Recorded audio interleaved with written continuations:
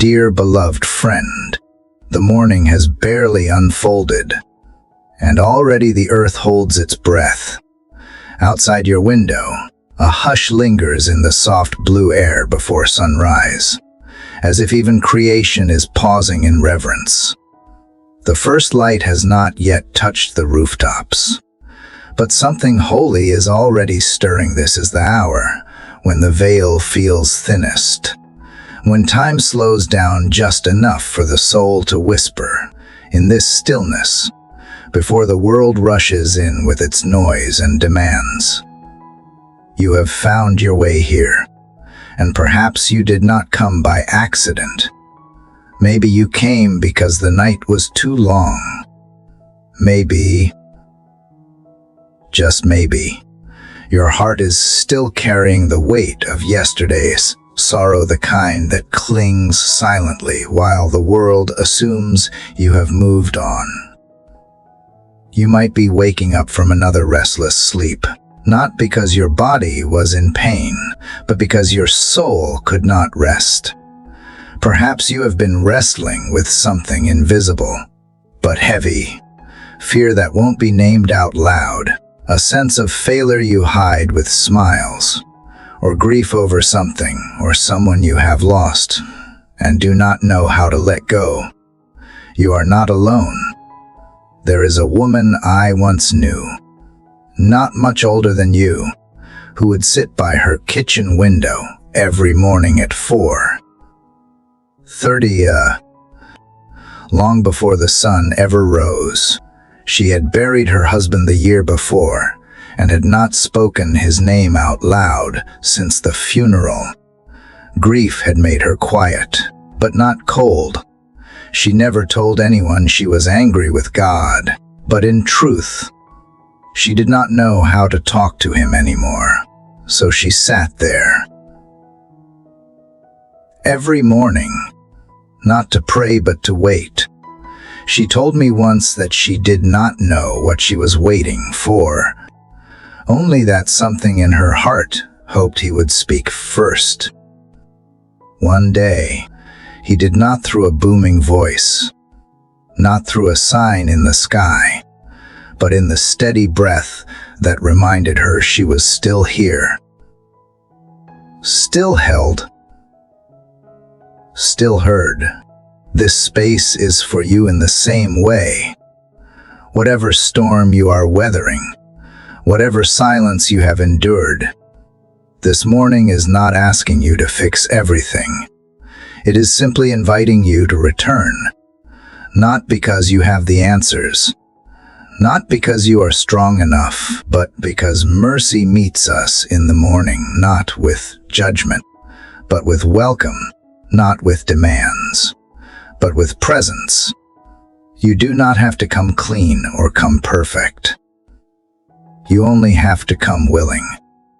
What you are about to enter is not just another routine of prayer. It is a sacred conversation between your heart and the one who never turned his face away. Not even in your darkest hour. It is an unfolding not all at once, but step by step, as if your soul is remembering how to breathe again, how to hope again, how to be known and not rejected. You are allowed to be real here. You are allowed to bring your questions, your silence, your trembling faith, and your tears. This is not a place for polished words. This is a place for raw honesty, for soft surrender, and for rediscovering the voice of the God who still walks in the garden in the cool of the day, asking not where you should be, but simply, where are you? Faith does not begin in strength. It begins in stillness. And prayer is not the performance of belief. It is the permission to reach weakly, shakily, sincerely. So come, open your heart. You do not need to impress him. You only need to let him in. This is where your morning begins, not with answers, but with presence, not with a solution, but with surrender. Let us begin. Dear Heavenly Father, I wake up today not with joy, but with weight. The room is quiet, but inside me is noise I cannot silence. The sun is beginning to rise somewhere beyond these walls. Yet it feels like I am still sitting in the darkness of my own failures. I do not come to you with confidence. I come with ashes. I come with hands that are too tired to lift and a heart that is too bruised to pretend. I do not know what I am hoping for this morning. I only know that I cannot carry the weight of yesterday any longer. I do not know how to pray beautifully right now. I do not even know if my words are reaching you, but I speak them anyway, because if I do not speak, I fear I will stay lost inside myself. I feel like the ruins of who I used to be. There was a time I was sure of things, sure of you, sure of myself. But now, I only see fragments. Pieces I do not know how to put back together.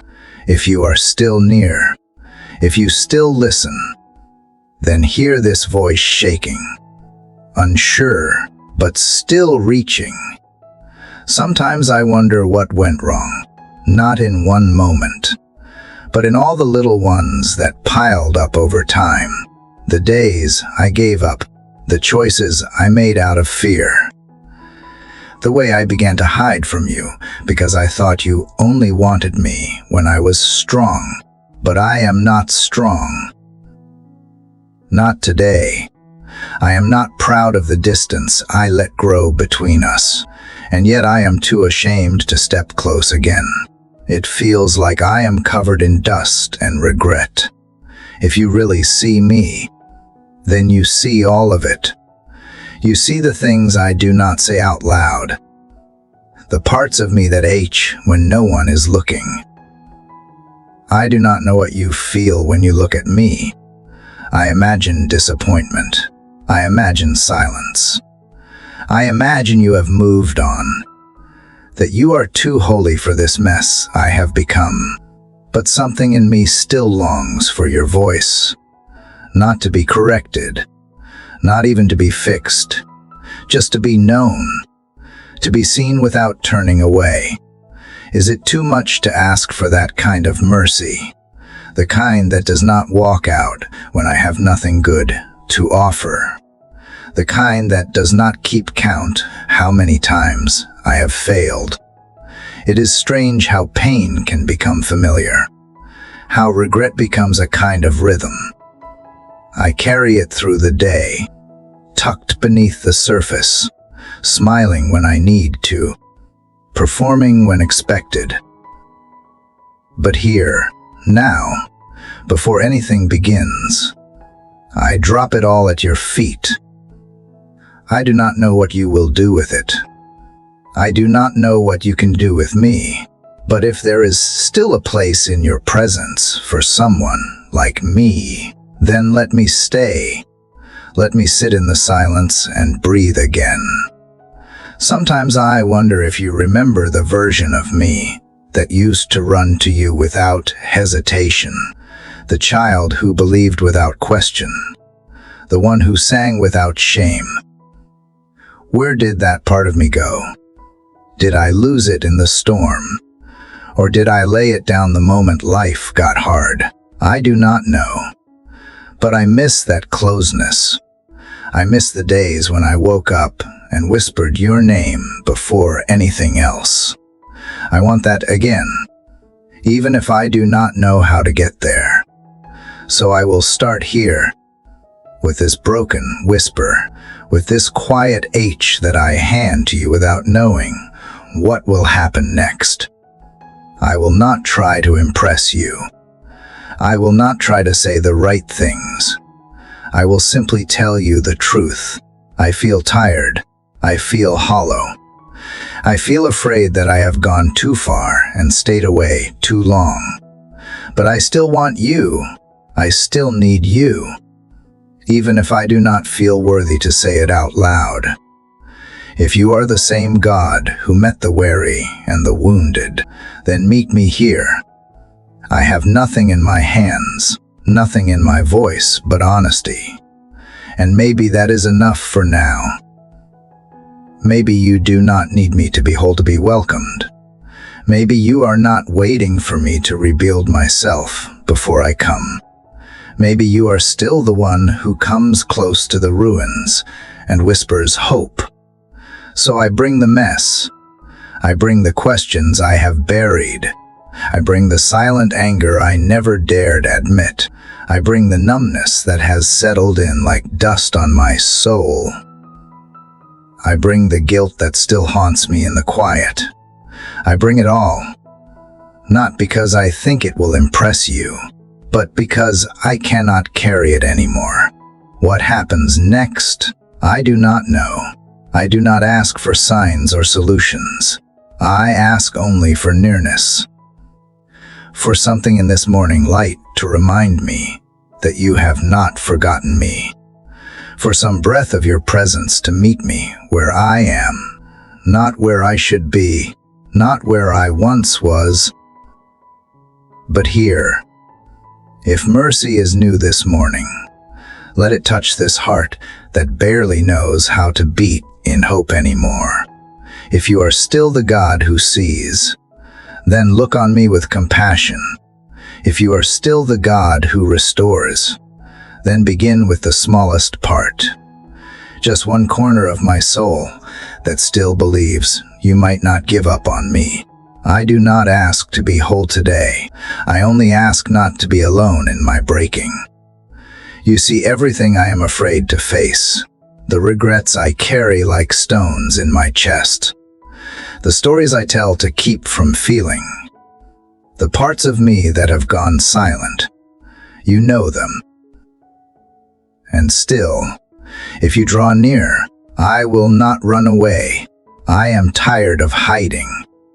I am tired of pretending. If this morning is sacred, then let it be sacred, 'cause you meet me in the ashes. I do not need you to rebuild everything today. I do not need you to erase the past. I only ask you to stay, to sit with me in the place where nothing makes sense, to hold the pieces with hands that do not tremble, to speak the words I forgot how to say. I do not even know how to end this prayer, because I am not done needing you. I think I will be here for a while, and maybe that is okay. Maybe this is where healing begins. Maybe this is where the ruins turn to soil, and something living begins again.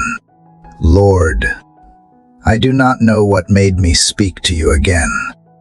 Perhaps it was the silence that grew too loud, or the H that finally found its edge. Something cracked open in me, something I have tried for so long to hold together. I sat in my sorrow thinking it was safer to stay quiet, to sit beneath the ruins and accept the cold stillness as home. But now the weight is too much, my breath is thin, and in this moment, words begin to rise, not perfect ones, not polished or composed, but real ones. My heart does not know how to pray anymore, but it remembers how to cry. So here I am, trembling from the inside out, whispering a sound I barely recognize. Not quite a plea, not quite a song, just the raw voice of a soul unraveling. I do not come with confidence. I come because I have nowhere else to go. The walls I built to keep you out have only trapped me in. The longer I have kept silent, the louder the emptiness has become. And now the silence has shattered into this cry, this desperate reaching. God, I do not even know what I am asking for. I only know that I need you, not an idea of you, not a memory of you. I need you. I have tried to be strong. I have tried to talk myself out of the longing, tried to numb it with distractions and duties and small satisfactions that never last, but the H has stayed, just underneath the surface, patient in its persistence. And now I cannot ignore it anymore. The H has become a voice, and that voice is calling out your name, not as a formality, but as a lifeline. God, do you hear me? Not just the sound of my voice, but the heart behind it. Do you still answer cries like this, raw, unfiltered, offered without structure or certainty? I do not need miracles today. I do not need the skies to split or mountains to move. I just need to know I am not invisible, that this Aish is not wasted, that even now, as I whisper this broken prayer, you are near, not watching from a distance, not waiting for me to perform better, but present, listening, holding the weight I can no longer carry alone. If I had more faith, maybe I would speak more boldly, but all I have right now is this unsteady reaching. Let that be enough. There is a pain in remembering who I used to be, the one who prayed with fire, who believed easily, who lifted hands without hesitation. I do not know if she still lives inside me. Maybe she is buried under layers of disappointment.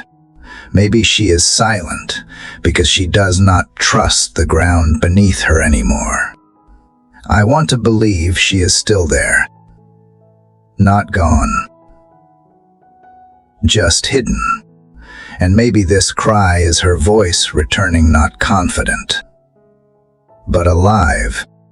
There are no eloquent words today, only questions I am afraid to ask, only fears I have dressed up in business and buried in distractions.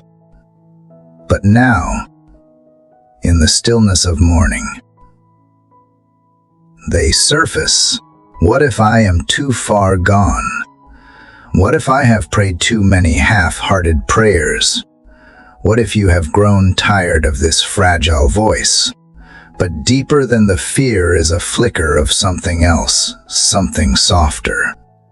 A hope, faint but steady, that maybe you are not like me. Maybe you do not grow tired of hearing the same voice, even when it trembles with uncertainty. So I speak.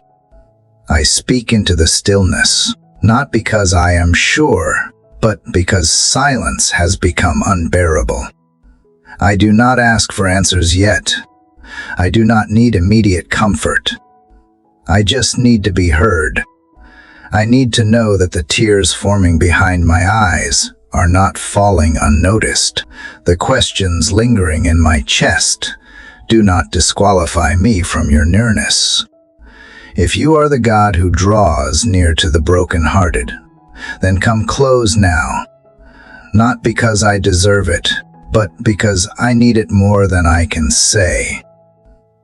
There is something terrifying about vulnerability, about opening my heart to the one who sees all of it. But there is something holy in it too, something sacred about laying bare the fears I usually hide. I do not know what you will do with them. I do not know if you will speak into this space. But still, I pour them out, not for control, but for release. Not because I have a plan, because I have run out of ways to hold it all in. I used to think prayer had to be neat, that it required the right words and posture and tone. But now, all I have is this aching honesty, this voice that shakes as it rises, this heart that cannot keep pretending. And if you are still God, if you are still near, then maybe you prefer this broken offering over 1,000 perfect sentences. Maybe this cry, this real, unfiltered cry is more precious to you than the prayers I have recited without feeling. Maybe this is the kind of worship that touches heaven, not because of its beauty, but because of its truth. So I cry. I cry not because I am faithless, but because I still have just enough hope to believe you are listening. I cry because I am tired of carrying this alone. I cry because I do not want to hide anymore.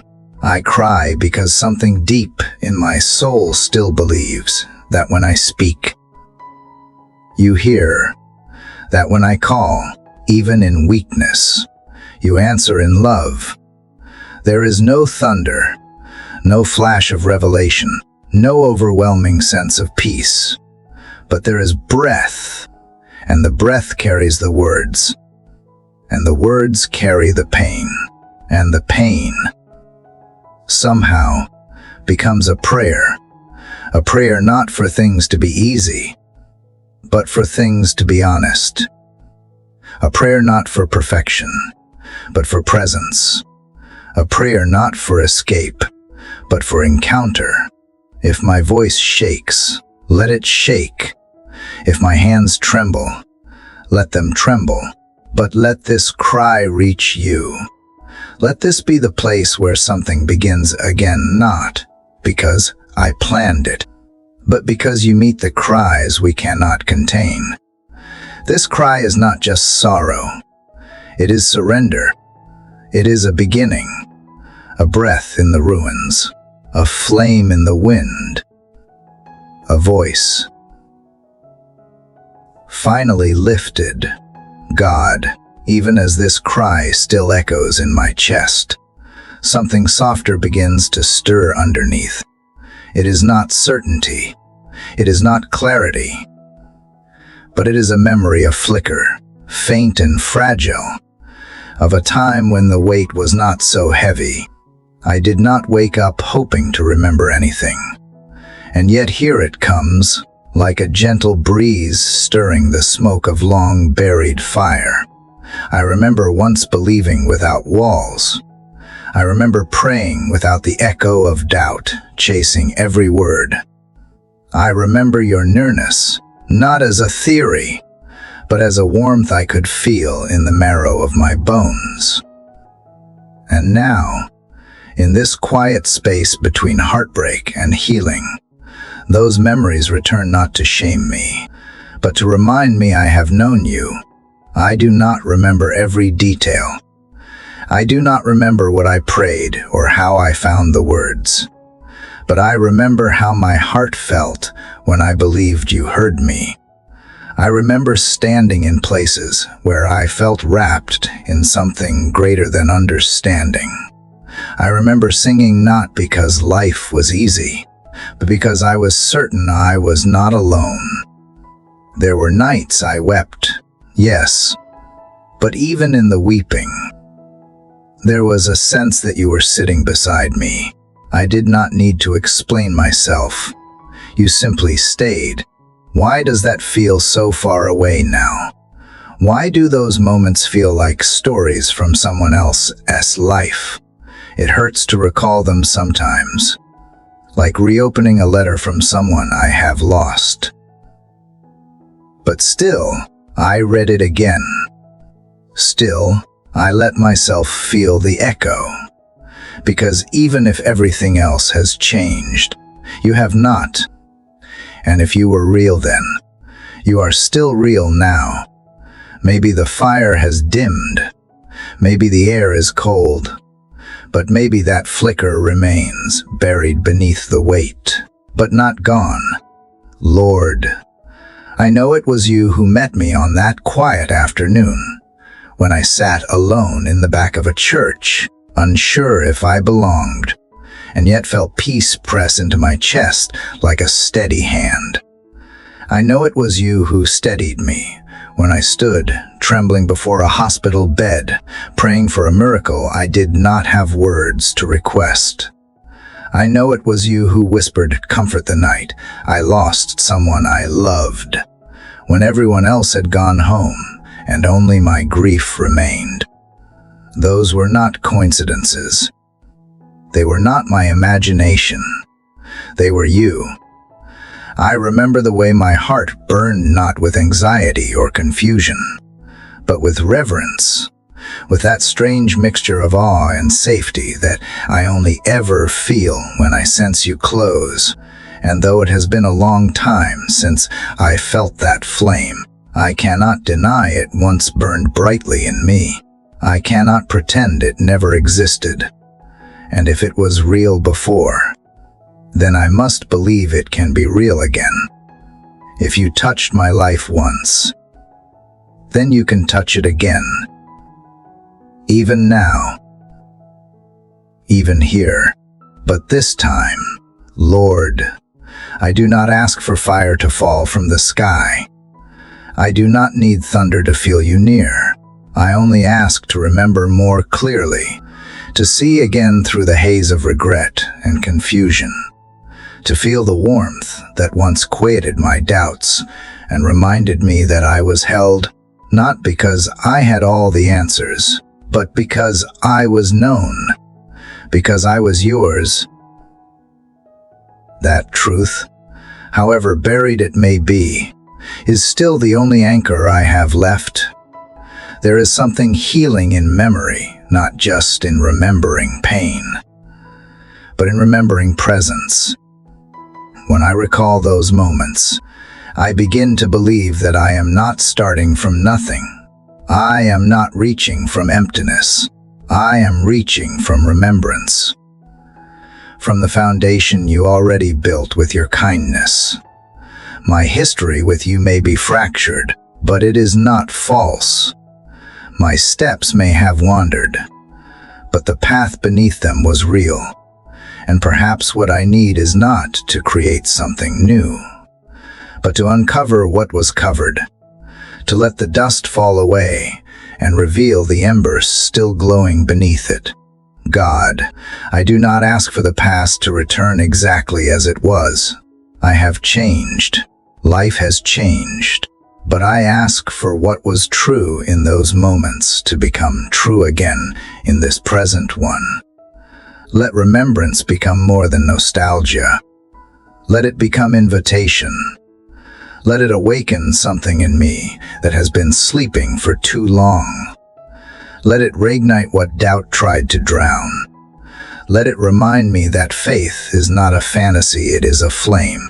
And even if it has burned low, it has not been extinguished.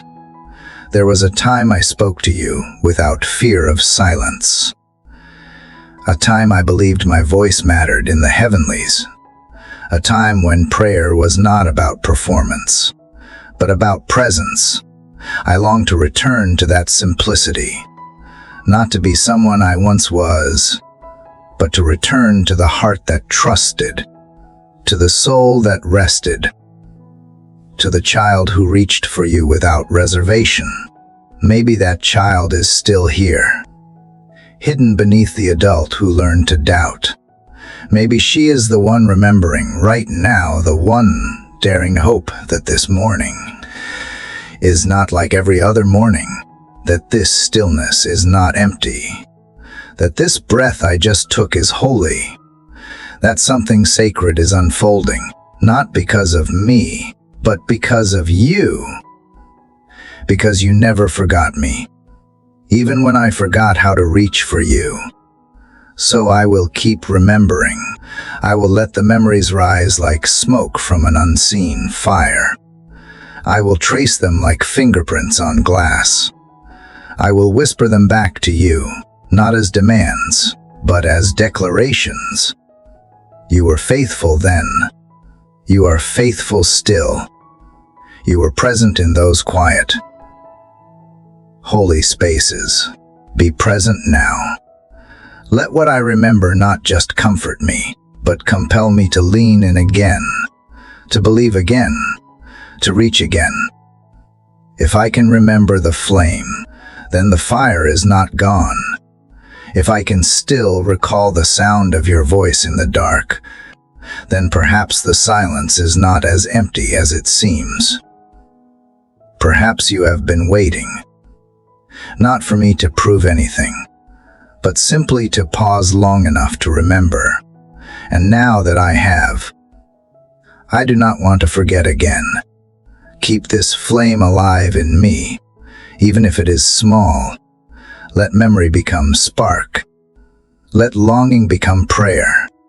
Let this quiet moment be the beginning of something that burns brighter than before, not because anything I have done, but because you never stop drawing near, even in silence, even in sorrow, even now. Father, if memory can stir the embers, then why does shame still feel stronger than hope? Why does the warmth of what once was seem swallowed so quickly by the cold of what I have become? I sit with these memories of you real, beautiful, burning softly in the dark, and yet there is a voice beneath it all that keeps whispering, I am unworthy to return. It is not always loud, but it is steady. It follows me like a shadow. It waits for moments like these, when I dare to hope again, and it rises up to remind me of every reason why I should not. I want to reach for you, Lord, I do. But then I remember all the ways I have failed, the things I said when I was angry, the prayers I abandoned halfway, the promises I made and then broke when the pressure came. I remember the times I chose comfort over conviction, silence over truth, escape over intimacy. I have not only wandered far, I have turned my face away more times than I can count. And even now, as I try to speak honestly, there is something inside me pulling back, afraid that coming close means exposing all the things I wish were not true. There are moments when I imagine standing in your presence again, and instead of peace, I feel panic. Like Peter, standing on the shoreline after denying you, unsure if he is welcome near the fire. Like a friend who has betrayed trust and cannot meet the eyes of the one they wounded. I know you are love, but I cannot help but wonder if your love has grown tired of chasing me. If my failures have made me a stranger in the place where I once belonged. Shame is clever. It does not shout, it whispers. It twists your truth just enough to make it sound like judgment. It dresses up my guilt and pretends it is humility, when really it is fear. Fear that I have become too messy for mercy. Fear that I have gone too far, too long, with too little left to offer. And yet, even now, I cannot deny that something in me still wants to believe you have not turned away. But I am tired of hiding, God. I am tired of pretending that I do not long to be close again. I am tired of the game shame plays with my memory, turning every holy moment into a warning, every gift into a standard I have failed to meet. You never asked me to be perfect. You never asked me to earn what you gave so freely. And yet I have tried, over and over, to make myself worthy before coming back to you. But this morning, I cannot carry that weight anymore. If you are truly who you say you are, then maybe I do not have to fix myself before I return. Maybe I not have to scrub the stains from my soul before I speak your name. Maybe you are not waiting at a distance, arms crossed, watching to see if I finally get it right. Maybe you are the one who steps toward me, even when I am unsure if I can face you. Maybe grace meets me on the shoreline, not with questions, not with accusations, but with quiet eyes and an open hand. Still, it is hard. It is hard to show you all of me. It is hard to let down the mask I wear even in prayer. But I want to be honest. I want to tell you about the anger I carry, not just toward the world, but sometimes toward you. I want to confess the resentment I have let grow in the soil of disappointment. I want to name the fears I have buried beneath false faith. I want to hand you the broken pieces I have tried so hard to sweep out of sight.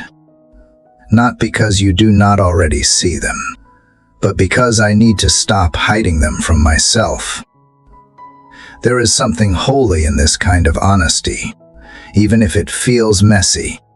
Maybe confession is not about punishment, but freedom. Maybe the light you offer is not harsh, but healing. Maybe what shame fears most is being seen and still loved.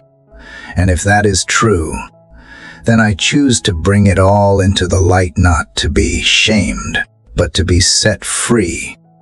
So I speak the words I have been afraid to say. I have doubted you. I have blamed you. I have withdrawn from you because it was easier than risking more hurt. I have looked for love in places that only left me emptier. I have chosen comfort over character, approval over obedience. And now I lay it all down, not to earn my way back, but because I cannot carry it with me any longer. I do not ask for you to pretend it never happened. I only ask that you do not turn away. If you once met Peter on that same shoreline, with wounds in your hands and no trace of condemnation in your voice, then maybe you will meet me here, too. Maybe you will look at me, not through the lens of what I have done, but through the lens of who you are. Maybe you will still call me beloved, still invite me to sit near the fire, still ask me to love you again, even if I have forgotten how. God, I want to believe you are not ashamed of me, that you are not measuring my worth by my worst moments, that you are not holding my past over my head like a threat. I want to believe that your kindness really is stronger than my shame, that your mercy really is bigger than my mess, that when you see me now, you still see someone worth redeeming. And if you do, then let that be the truth that shapes me. Let it sink deeper than the lies I have carried. Let it wash over every place shame has tried to settle in. Let it silence the voices that say, I will never be enough. I am not perfect. I am not whole. But I am reaching. I am trying. I am returning. And if your love can reach even this far past the failure, past the fear, past the hiding, then I will take one more step toward you. Not because I am sure of myself, but because I am beginning to be sure of you. Because even through the fog of shame, I still see the outline of your mercy, and I am starting to believe it is not fading, it is waiting. Right here, on this shoreline. Father, if shame had the final word, I would have turned back already. I would have stayed behind the curtain of fear, convinced I was too far gone. But something deeper, something more ancient than failure, is still at work within me. It is not pride. It is not denial. It is mercy. Quiet, unrelenting, and unexpected mercy. It follows me even when I try to outrun it. And now I find myself being carried not by strength I can claim, but by compassion I do not deserve. You did not wait for me to get it all together. You did not demand a speech or a promise. You met me in the shadows. You came to the place where I had stopped believing restoration was possible. You did not shout to get my attention. You did not stand at a distance. You stepped in softly, patiently, like a shepherd lifting a sheep too weak to walk on its own. You did not scold me. You simply picked me up, and I felt it not in fireworks, but in the quiet lifting of the weight I did not know I was still holding. My shame did not vanish, but it stopped defining me. My guilt did not evaporate, but it stopped driving me. Something shifted when I realized you were not waiting for an apology, but had already made room for me to rest. You did not ask me to explain why I would stayed away. You just made it clear I was still wanted. God, how can it be that your compassion runs deeper than my hesitation? That your kindness is not dependent on my consistency? I expected rejection. I braced for silence. But what I found instead was the steady warmth of being carried. You did not rush me. You did not push me forward. You simply held me until I could breathe again. I do not remember the exact moment it happened, when the panic began to loosen its grip, when the fear lost some of its power. But I know I am not in the same place anymore. I may not be healed, but I am no longer alone. I may not be strong, but I am no longer falling.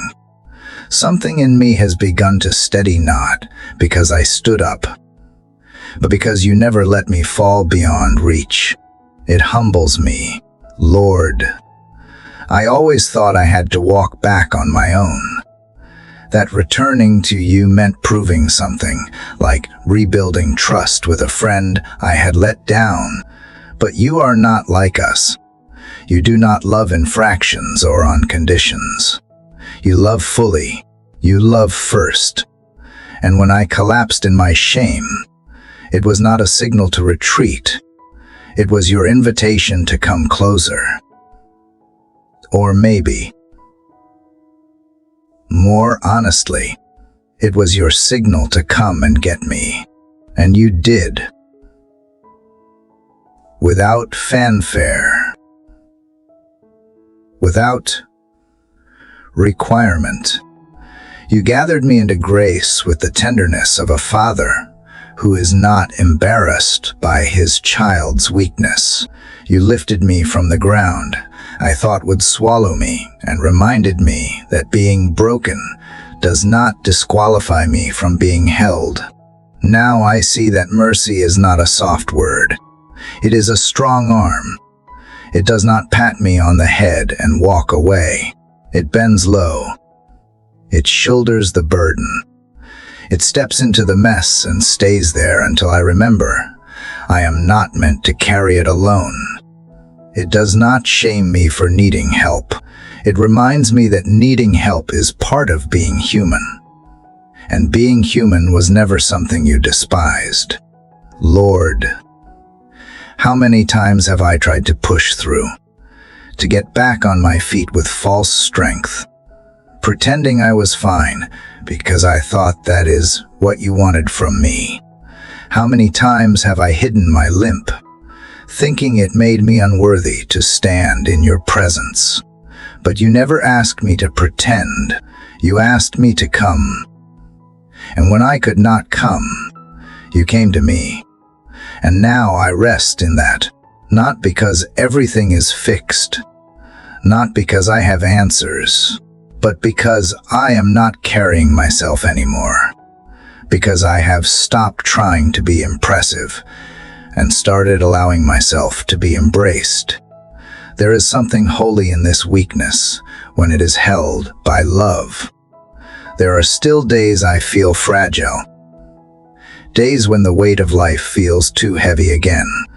But now I know that you are not watching from above, waiting to see if I will break.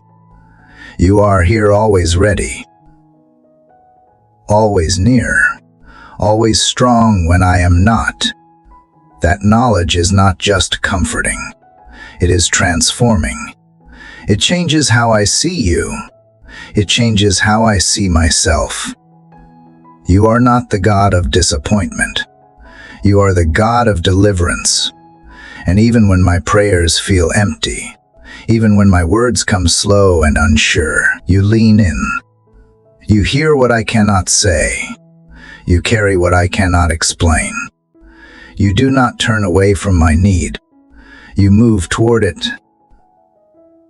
Every time. I used to think surrender meant letting go of control, and it does.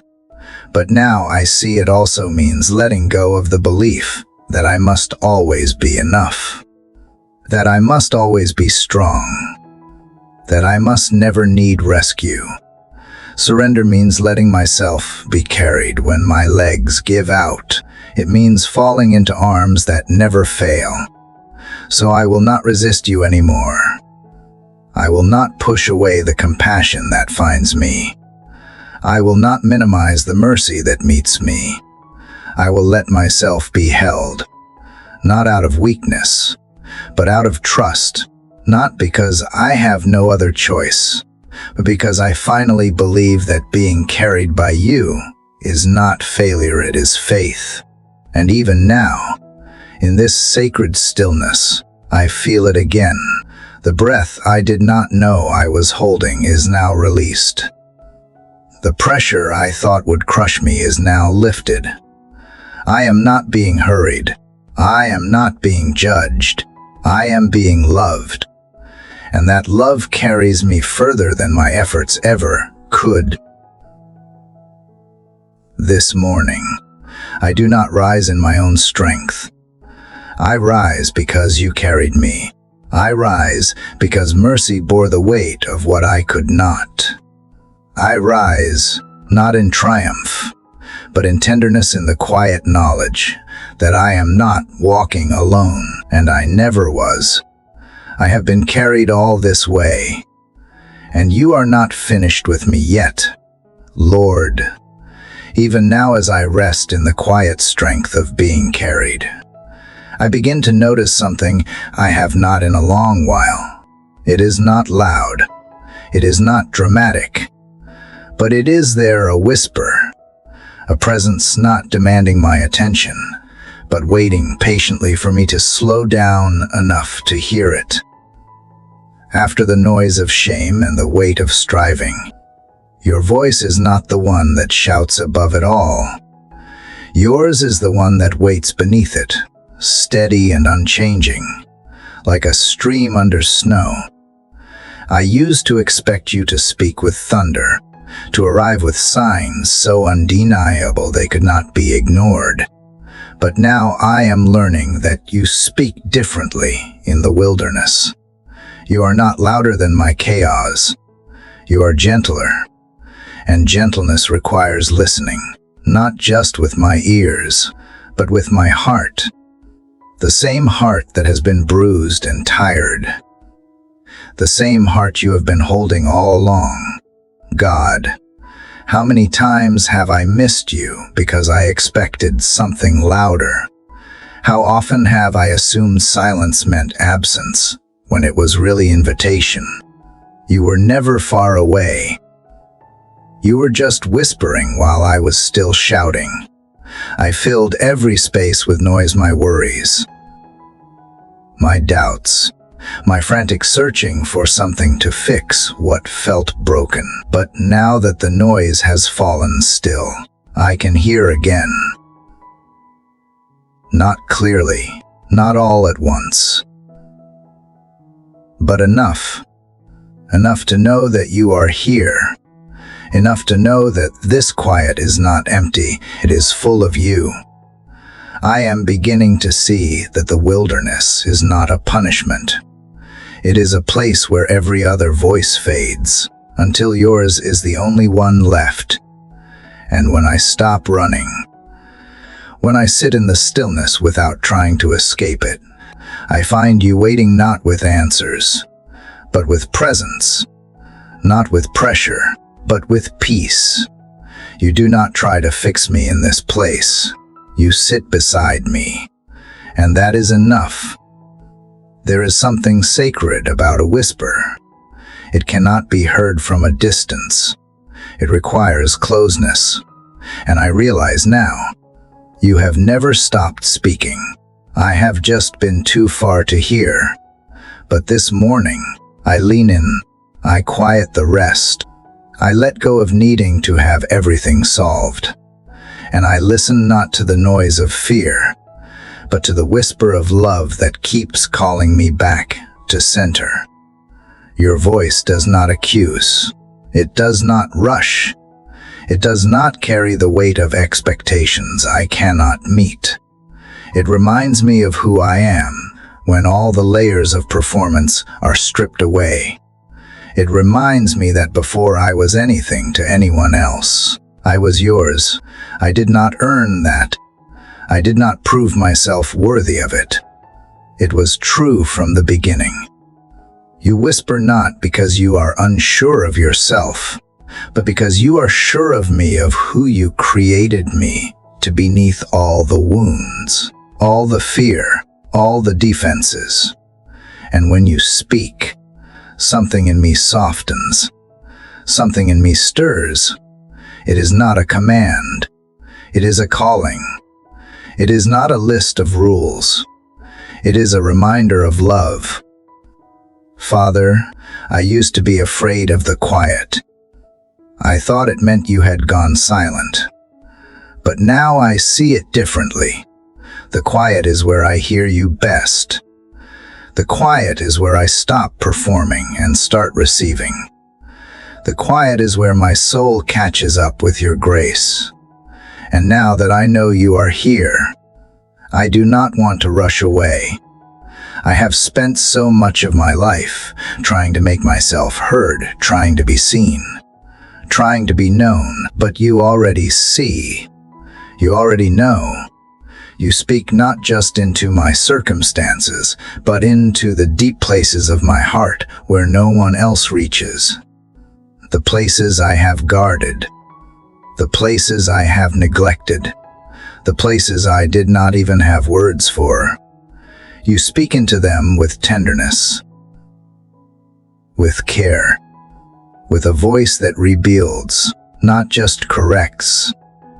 And I am realizing that I do not have to force this conversation.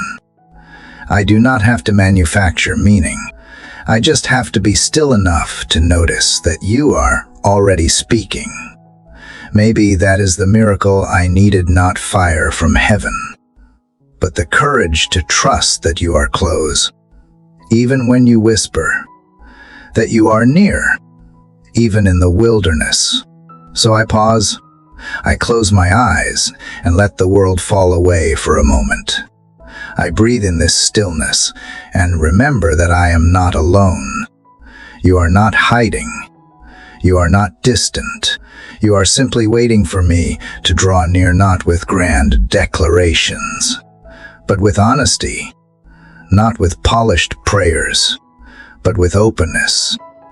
You are the God of the whisper, and I am learning to listen again. You do not compete for attention. You invite it. You do not demand my faith.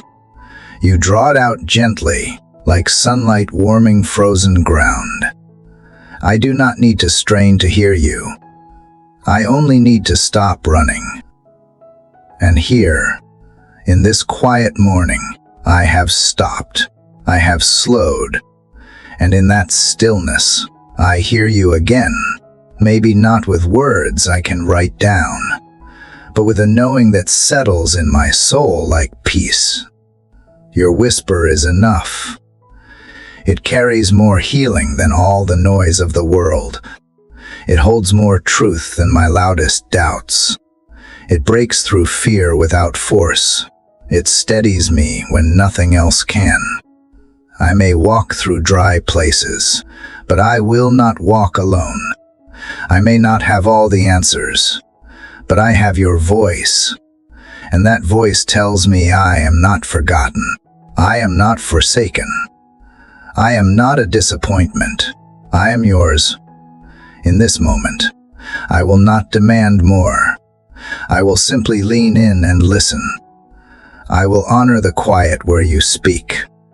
I will trust that your voice will lead me, even when the path is not clear.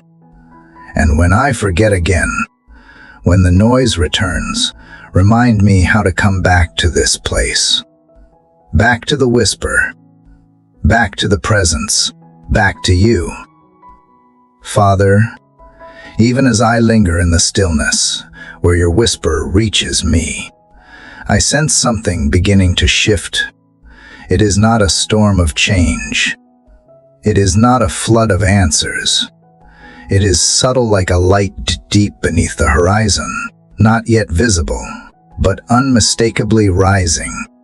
Something within me, long buried under ash and age, is moving, not fully alive yet, but no longer numb, no longer hidden.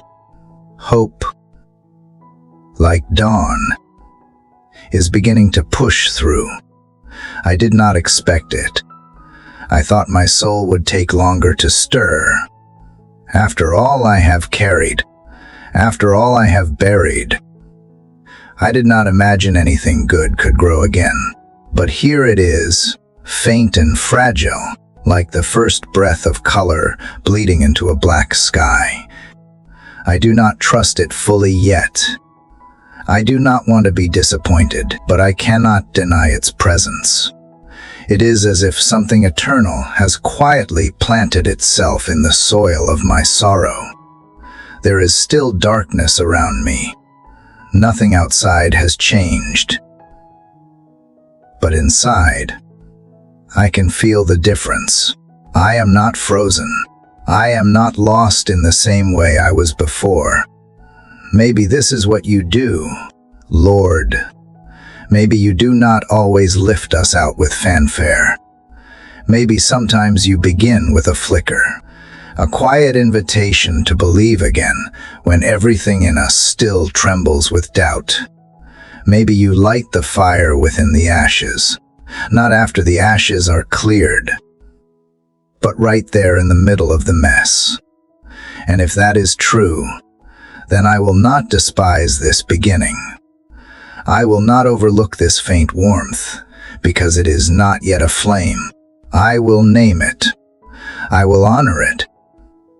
I will give thanks for it, because something in me is waking up, not all at once, but enough to hope, enough to breathe without fear, enough to speak without shame. God, I am learning that hope is not loud. It does not always come with dancing or declarations. Sometimes it comes as a quiet nudge to rise before anything looks different. Sometimes it begins when the world is still dark, when nothing around me has shifted, but something within me no longer accepts despair as the final word. I used to think hope had to be proven before it could be trusted, but maybe hope begins not with certainty, but with surrender, with the simple belief that light always returns, even after the longest night, that you have never stopped working, even when I could not see, that dawn begins long before the sun crests the sky. I am tired of waiting for everything to be right before I trust again. I am tired of thinking I must feel strong before can believe you are near. I am tired of measuring progress by how much I can produce. What if progress is just choosing to open my eyes today?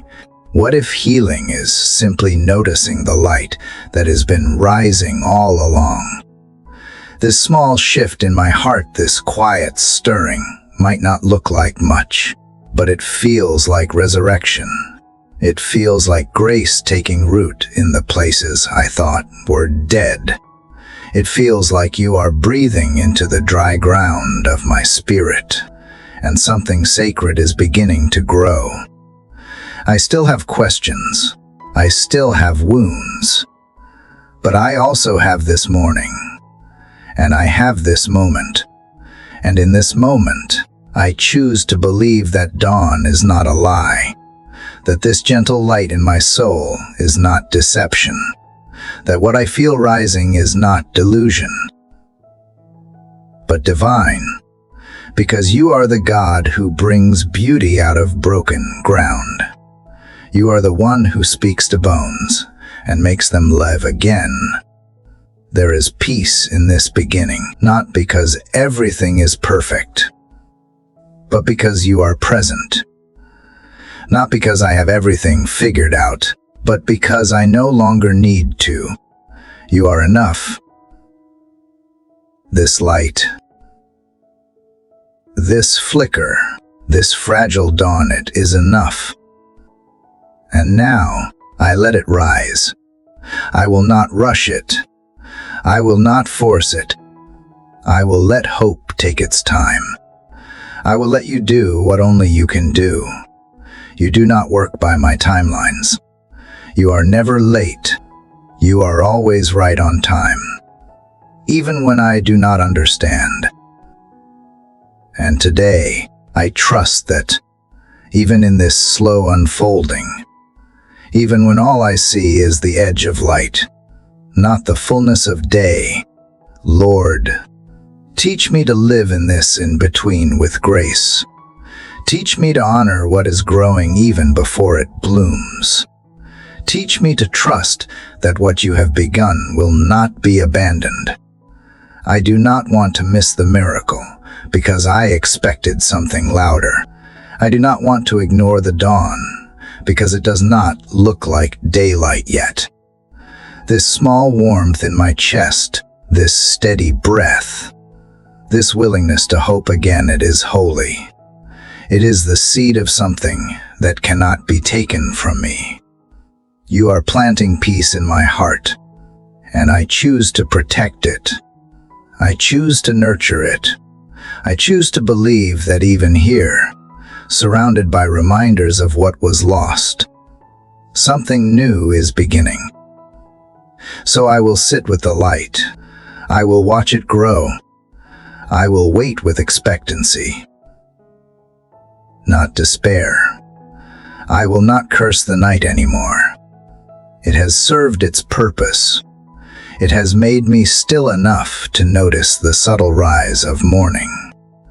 And now that it has come, I will not turn away. Let this light spread. Let it seep into every corner I thought was unreachable. Let it illuminate places I have hidden. Let it uncover the truth I have been afraid to face, that I am not beyond restoration, that you have never stopped calling me back to life, that nothing is too ruined for your mercy to rebuild. God, let this hope take root. Let it deepen. Let it guide me. I will not demand to see the whole path. I will follow the glow, one step at a time, and as I do, remind me again and again that you are not waiting at the end of the road. You are right here, in the beginning, in the first light, in the stirring beneath the ashes. You are not the God of distant tomorrows. You are the God of present mercy. And today, mercy has come like morning, quiet, gentle, undeniable. God, now that the first light has reached the corners of my heart, I find myself asking if it will last. The dawn feels real, the warmth undeniable, but part of me still wonders if it will fade like so many moments before. There is a quiet fear that lingers beneath joy of fear, that this mercy, so gentle and healing, might somehow run out, that I will fail again, fall again, and find myself back in the dark with nothing left to cling to. But that fear, I know, does not come from you. It comes from a world that measures love by performance and patience by results. It comes from memories of being let down, from places where promises had limits and grace had conditions. But you are not like that. Your mercy is not a loan waiting to be repaid. It is not a prize given to the best version of me. It is a gift, and gifts from you do not expire. Still, Confess how often I have approached you, as if there is a number I should not exceed, as if there is a hidden line that once crossed disqualifies me from return. I have treated your grace like a fragile thing, something that needs to be preserved carefully, rationed wisely, or else it will disappear. But the truth you are showing me now is that your mercy cannot be diminished by my need. It cannot be worn out by repetition. It cannot be emptied by my return, no matter how many times I come. Father, what a miracle it is that you do not grow tired of welcoming me, that every morning, without hesitation, you offer the same open arms, the same unshaken kindness, the same invitation to begin again. There is no clock ticking in your love, no hidden deadline, no quiet resentment waiting for me to get it right. You are not watching the calendar of my failures. You are watching the posture of my heart. And today, this heart is turning toward you not in fear, but in wonder. Wonder that you are still here, that you have not withdrawn, that nothing I have done has pushed you away.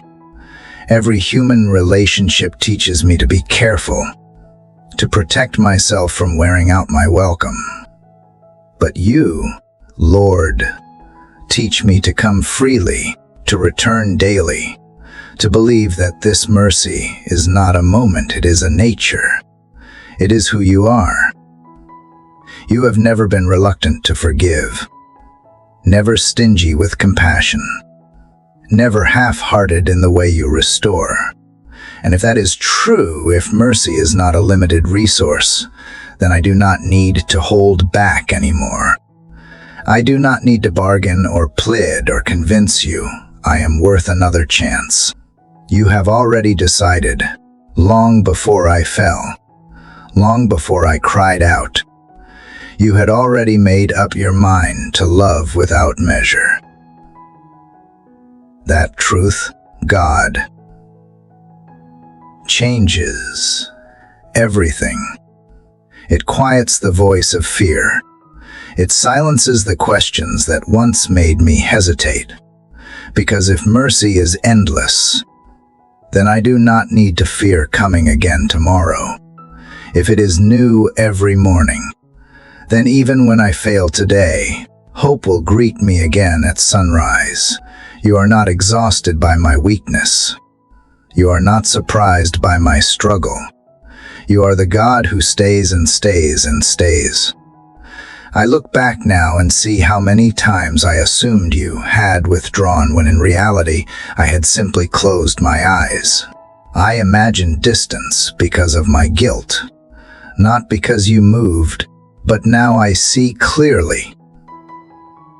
You remain, even when I pull away, even when I fall into old patterns, even when I speak to you through clenched teeth or stay silent out of shame.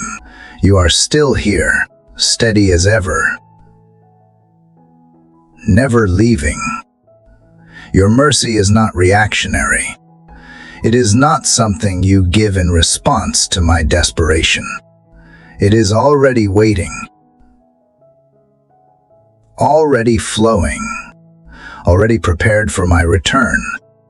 I do not have to prove that I am sorry enough. I do not have to make myself worthy. I simply have to believe that you are who you say you are. God, I do not want to waste this gift by trying to earn what was never for sale. I do not want to insult grace by acting like it is fragile. I want to rest in it. Trust it. Let it wash over the places I have kept hidden, and let it soak into the corners I have declared too broken for beauty. You do not ask me to ration my hope. You ask me to receive without fear. So I will.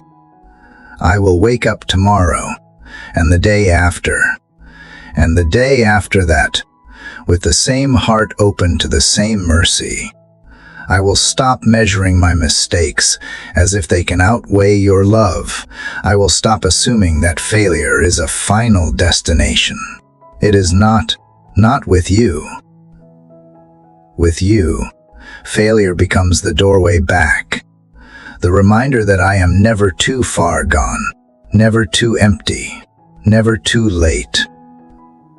Even now, as I sit with that thought, I feel something deeper settling in, not just relief, but freedom, the kind that does not require me to pretend anymore, the kind that allows me to bring my full self messy, complicated, in progress, and trust that you will not flinch, that you will not reconsider, that you will not suddenly grow weary of carrying me.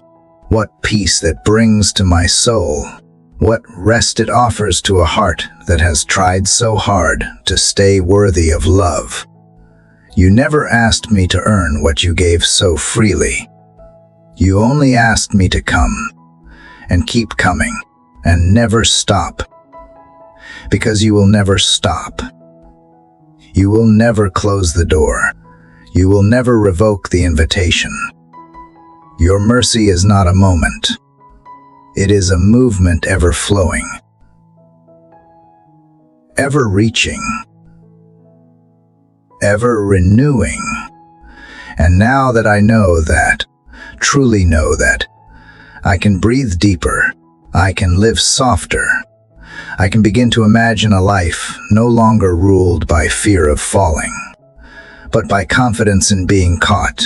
A life where I rise not because I am strong, but because you are faithful. This mercy, Lord, is not temporary. It is not fleeting. It is not reserved for the good days or the polished prayers. It meets me in the ordinary, in the failure, in the return, and it never, ever runs out. So I will build my days on that truth. I will lay this foundation, not with trembling hands, but with steady trust. And when doubt comes knocking again, when shame tries to cloud my vision, I will remember this moment. I will remember this light. I will remember that mercy does not expire, not yesterday, not today, not tomorrow. It is always here. It is always enough. Father, now that I have come to rest in the reality of mercy that never runs out, I feel something inside me shifting. The fear that held me back is loosening. The hesitation that kept my feet planted in regret is beginning to fall away. I find myself no longer just surviving in the safety of your compassion, but beginning to wonder what it means to truly come home. Not just in my thoughts, not just in my emotions, but in the way I walk, the way I live, the direction of my every step. The idea of return used to terrify me. It felt like too much pressure, like I had to retrace all the wrong paths I had taken, like I had to make up for lost time, like I needed to repair what was already too far gone. But you are showing me that the return road is not paved with punishment. It is marked by presence. It is not about climbing back to where I once stood. It is about being led forward into something deeper than before. I always thought repentance meant proving I was sorry enough. Now I see it is about trust. Trusting that the road ahead is still mine to walk, even if my footprints have wandered. Trusting that you have not thrown away the map. Trusting that you still call my name, not in anger, but in invitation. God, what amazes me is that you do not just forgive and forget from afar. You run toward the one who returns. You celebrate the movement of the heart before the journey is complete. You embrace before correction. You restore before demands. And in that embrace, something sacred happens. Shame begins to dissolve, and identity begins to take root again.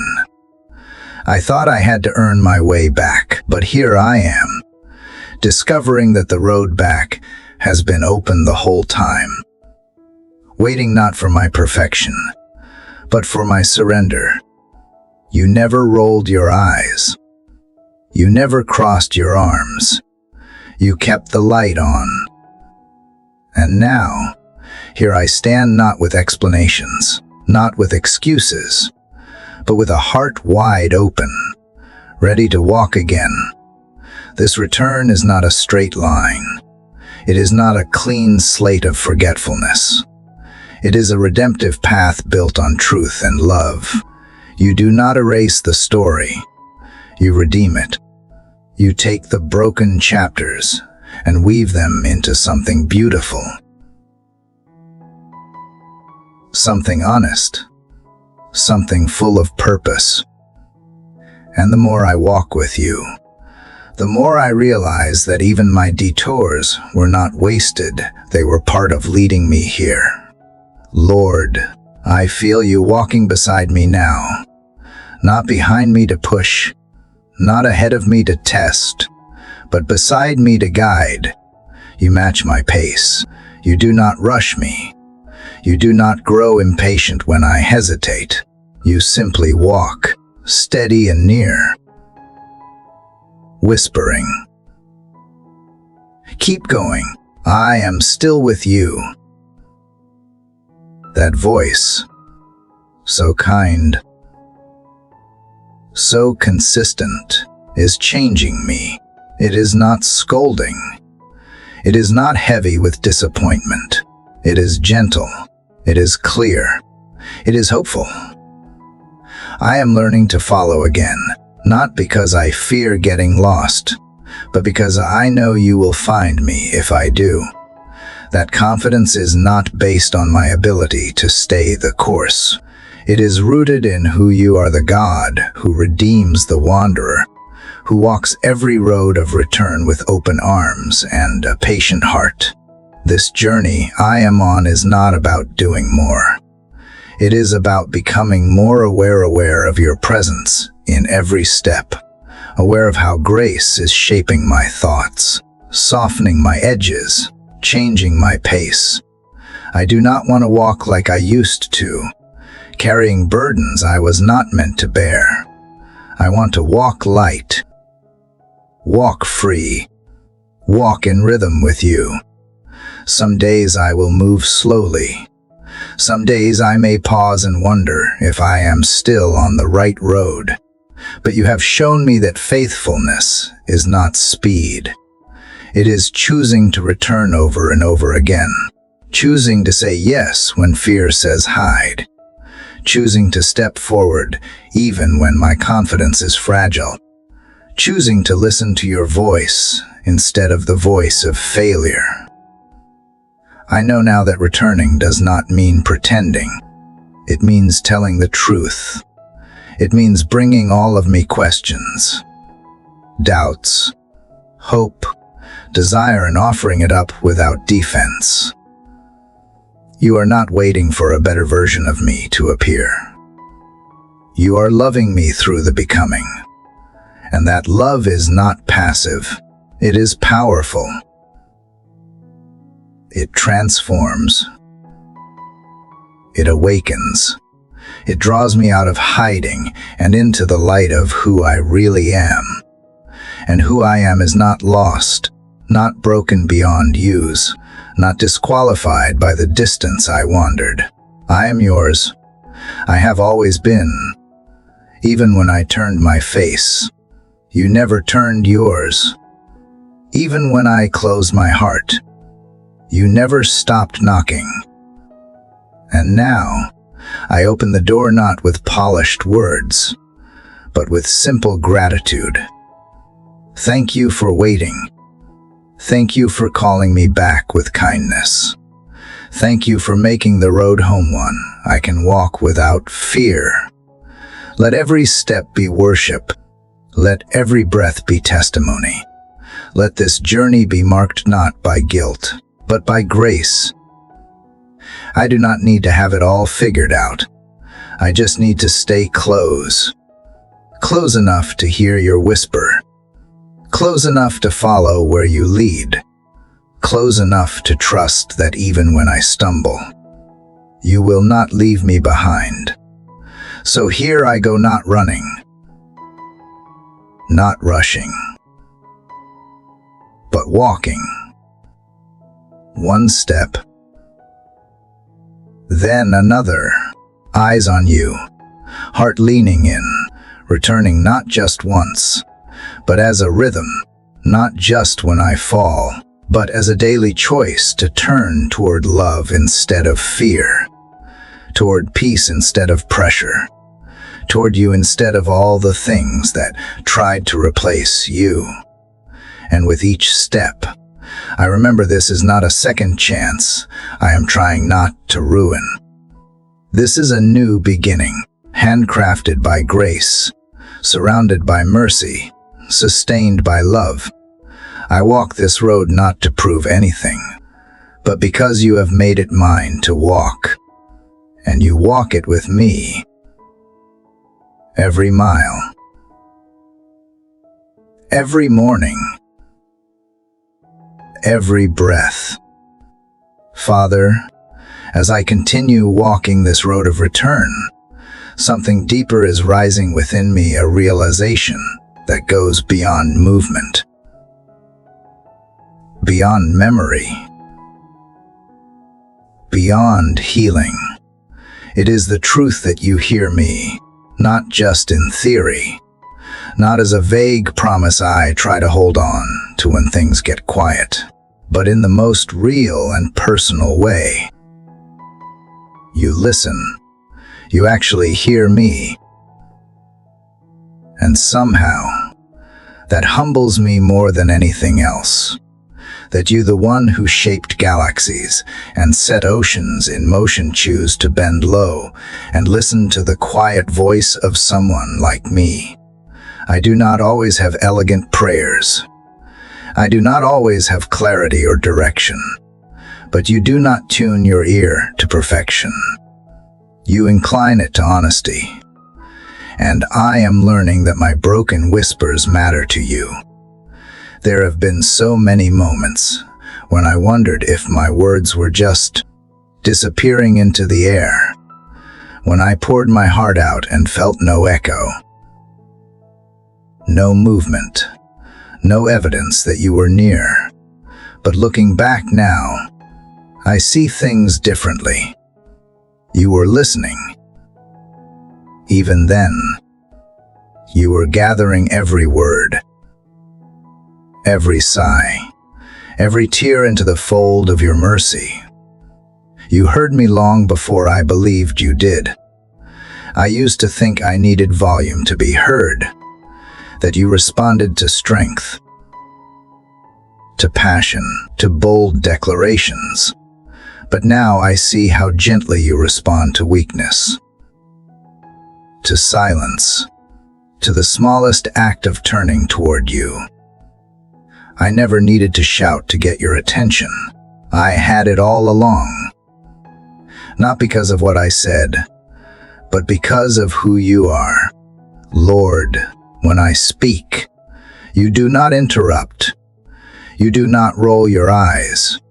You do not grow tired or impatient. You lean in. You stay. And that changes how I speak. It gives me permission to be real, to be quiet, to pause. It gives me the freedom to let the tears speak when words come. It gives me the courage to say the things I used to hide. Because you hear more than words. You hear what lies beneath them. You hear the story inside the silence. You hear the ache behind the questions. You hear the hope I am afraid to name. And you do not just hear to understand. You hear to respond. You are not a distant listener. You are a present help, a tender responder, a God who enters into the cry, not just observes it. God, knowing you listen, does not always fix the circumstances, but it settles the storm inside me. It reminds me that I am not invisible, that nothing I say is wasted, that I do not speak into a void, but into the heart of a Father who cares. And that is what makes prayer more than ritual. It makes it relationship. Sometimes all I can do is sit with you. Sometimes I do not even have the strength to form the sentences. But you meet me there, in the pause, in the breath, in the unspoken cry. You do not need perfect speech to understand perfect need. You know me, you hear me, and even more than that, you remember me. You remember what I have walked through. You remember the dreams I gave up on. You remember the words I never said, but wished I had. You remember the sound of my voice on the days I was sure no one else noticed. And when I come to you now, you do not ask me to explain everything. You already know. You already heard. Still, you want me to speak not for your sake, but for mine. Because in the speaking, something happens. I begin to believe I am not alone. I begin to feel seen again. I begin to remember that this conversation is not one-sided, that I am not just sending prayers into space. I am sitting with someone who is near enough to catch every word, every whisper, every weary breath. Lord, this morning, I do not come to you with a list. I come with gratitude that I can speak at all, that I have a place to bring my thoughts, my confusion, my praise, and my pain. That you, the God who formed the heavens, would find joy in the sound of my voice. That you, who lacks nothing, would choose to make space for the sound of my heart. I think of all the times I did not speak because I was afraid of saying the wrong thing, afraid of not having the right words, afraid you were tired of hearing the same old cries. But those were lies. You never asked for perfection. You only asked for presence. And now that I have returned, now that I have remembered how to talk to you again, I want to let fear steal this sacred space. You have shown me that my voice matters, not because it's powerful, but because it belongs to me, because I am yours, because even in weakness, my words are welcome. And when I do not know how to say what I feel, you fill in the gaps. You meet me in the stammer, in the pause, in the sigh. And even when my prayer ends, you remain, listening, holding, understanding what I could never put into words. So I will keep speaking. I will speak when I am joyful and when I am broken. I will speak when I am sure and when I am afraid. I will speak because I am heard. And I will listen to not out of obligation, but out of awe. Because if you are the God who listens, then surely you are the God who also speaks. And I want to hear you, not just in grand declarations, but in the quiet knowing that rises in my heart, in the truth that settles when I pause long enough to notice it, in the gentle nudge that reminds me I am loved. This is not just prayer anymore. This is connection. This is the exchange of real love between the Creator and the created. And I will not take it for granted. I will treasure it. I will protect it. I will return to it, not as a last resort, but as my first response. Because I know now that every time I come to you, you are already listening, already leaning close, already delighting in the sound of a soul coming alive through honesty. And that kind of listening, the kind that holds space, that offers no shame, that stays, changes me. It teaches me to trust, to open, to breathe. So I open my heart again, fully. I give you access to every corner. I say the things I have been holding back, and in doing so, I step deeper into the truth that I am not alone, that I am heard, that I am safe with you, that when I speak, you listen not with obligation, but with love. Father, the more I come to understand that you listen to me, not out of duty, but out of delight, the more something deep within me begins to change. I no longer feel like I am stumbling into prayer as a stranger begging for entry. I feel like a beloved child returning home. Not because I have done everything right, not because I have earned the right to stand here, but because you have clothed me in something I could never create for myself. You have covered me in grace. It is strange how long I walked with shame, like it belonged to me, like it was stitched into my identity. I wore it like a second skin, not because I wanted to, but because I believed I had to. It became the garment I reached for each morning, the invisible cloak that shaped how I walked, how I prayed, how I saw myself and expected others to see me. Even when I came to you, I wore it. I let it wrap around my words, hoping you would not look too closely at what was underneath. But now that I know you hear me, truly hear me, without turning away, I feel that old covering starting to fall off. I do not need it anymore. You never asked me to wear it. You never designed me for shame. That was never your clothing. That was never your voice. You dress me in something altogether different. You cover me not with condemnation, but with compassion. Lord, this morning I stand not in fear, but in awe. Because when you look at me, you do not see what I was or even what I feared I would become. You see who I am through the lens of your mercy. You see someone wrapped in robes not of failure, but of redemption. You see someone worth saving, worth restoring, worth loving again and again. It is not just that you forgive me. It is that you redefine me.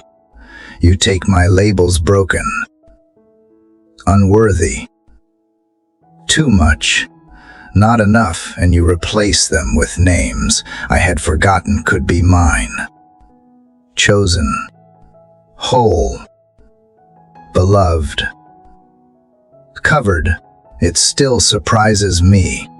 I still hesitate sometimes, feeling the ghost of shame trying to return.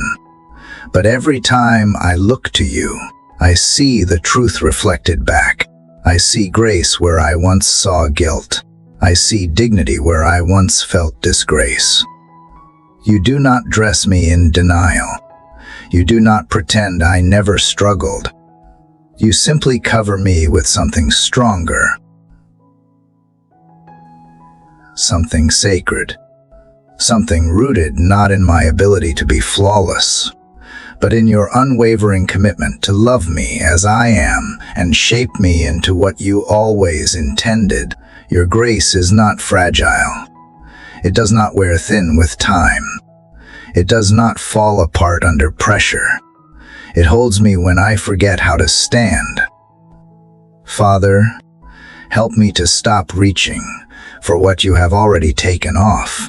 Help me to stop wrapping myself in old lies. Help me to let go of the reflex to retreat into shame the moment I falter. Remind me that grace is not a prize to be guarded, but a garment to be worn. Not occasionally, not only on good days, but always. When I walk out into the world, let me carry this grace not with arrogance, but with assurance, not to prove anything to anyone, but to live freely in the truth that I am loved beyond what I can understand. Let the way I carry myself reflect the kindness you have shown me. Let my words be soft, because I know what it is like to be held gently. Let my steps be steady, because I no longer walk in fear of falling. You have shown me that shame is not my teacher. It never was. It only ever made me hide. But grace draws me out into the light and says, "You belong here," not because I have earned a place, but because you made a place for me, and nothing, not even my past, can unmake it. Lord, I do not want to waste another day believing I have to qualify for what you have already given. I do not want to waste another breath shrinking back when you have already called me forward. You did not clothe me in grace so I could hide in guilt. You clothed me so I could live, so I could breathe, so I could move freely into the future you are writing. Sometimes I still look in the mirror and see the old things, the regrets, the flaws, the parts of me that feel unworthy of love. But then I remember your covering, and I whisper the truth you have been teaching me. I am not defined by what I see. I am defined by what you say. And you say I am yours, even when I stumble, even when the old garments try to cling to me, even when I forget the sound of your voice. You do not let me go. You remind me again and again, not with loud declarations, but with steady grace, that I have been clothed in something eternal, something sacred, something not made with human hands, but with divine love. Let truth settle into every corner of my being. Let it wash over every place where shame once ruled. Let it restore the places I thought would always feel unclean. You do not ask me to ignore my past. You just refuse to let it be the final word. You speak a better name over me. You write a new story. You wrap me in mercy and teach me to walk like someone who has been forgiven, not as a burden, but as a gift. Father, if this grace is what you have given me, then I will wear it without apology. I will not dress in false humility that pretends I am still unworthy. I will honor what you have done by walking in the fullness of it, not to prove myself, but to praise you, not to earn anything, but to live out of what I have already received. And if the world tries to throw old garments back on me, I will not wear them. If the voice of shame rises again, I will remember your voice is louder. If the weight of regret presses in, I will lean on the covering of your love that does not shift with my feelings, but stands firm with your promise. This grace, this undeserved, unwavering, unending grace is now my covering, and I will live like someone who has been dressed by the hands of the Father, not because of what I have done, but because of who you are. You have made me clean. You have made me new, and you have called me worthy of love. I will not forget it. I will not trade it. I will walk forward, clothed not in shame, but in the beauty of being fully known and still fully held. Lord, there is something that happens deep inside when I finally stop trying to fix what only you can heal. It is not easy, not natural, not even comfortable, but it is honest. And maybe honesty is where healing begins, not in the answers, not in control, but in the quiet place where I whisper, I cannot do this alone. I do not say that out of defeat, but out of revelation, because surrender is not failure. Surrender is trust wearing no disguise. It is my soul finally exhaling in your presence, letting you be who you already are, my Savior, not just my observer. I remember now how long I have carried the weight of things I could not change, how I tried to be strong in moments where I should have simply fallen into your arms. I remember the fear of falling apart and the pride that told me I should not. But you never asked me to hold myself together. You never required me to hide the broken parts or pretend that surrender made me smaller. You knew that when I reached the end of myself, that is where I would find the beginning of you. Father, I am tired of hiding behind effort. I am wary of managing my pain instead of releasing it. I do not want to negotiate my healing anymore. I want to lay it all down, every fear, every wound, every memory I have tried to rewrite without you. I want to open my clenched hands, not because I have nothing left, but because I finally believe you are enough. You are the God who met the bleeding woman in the crowd, not when she had everything together, but when all she had was a trembling hand and a desperate heart. You are the God who restored Peter after his failure, not by demanding perfection, but by asking one simple question, do you love me? And still, you are the same God who meets me now, not with judgment, but with tenderness, ready to do for me what I cannot do for myself. So I lay it down. Every plan I thought would save me, every mask I wore to make others think I was okay, every silent cry I buried under performance.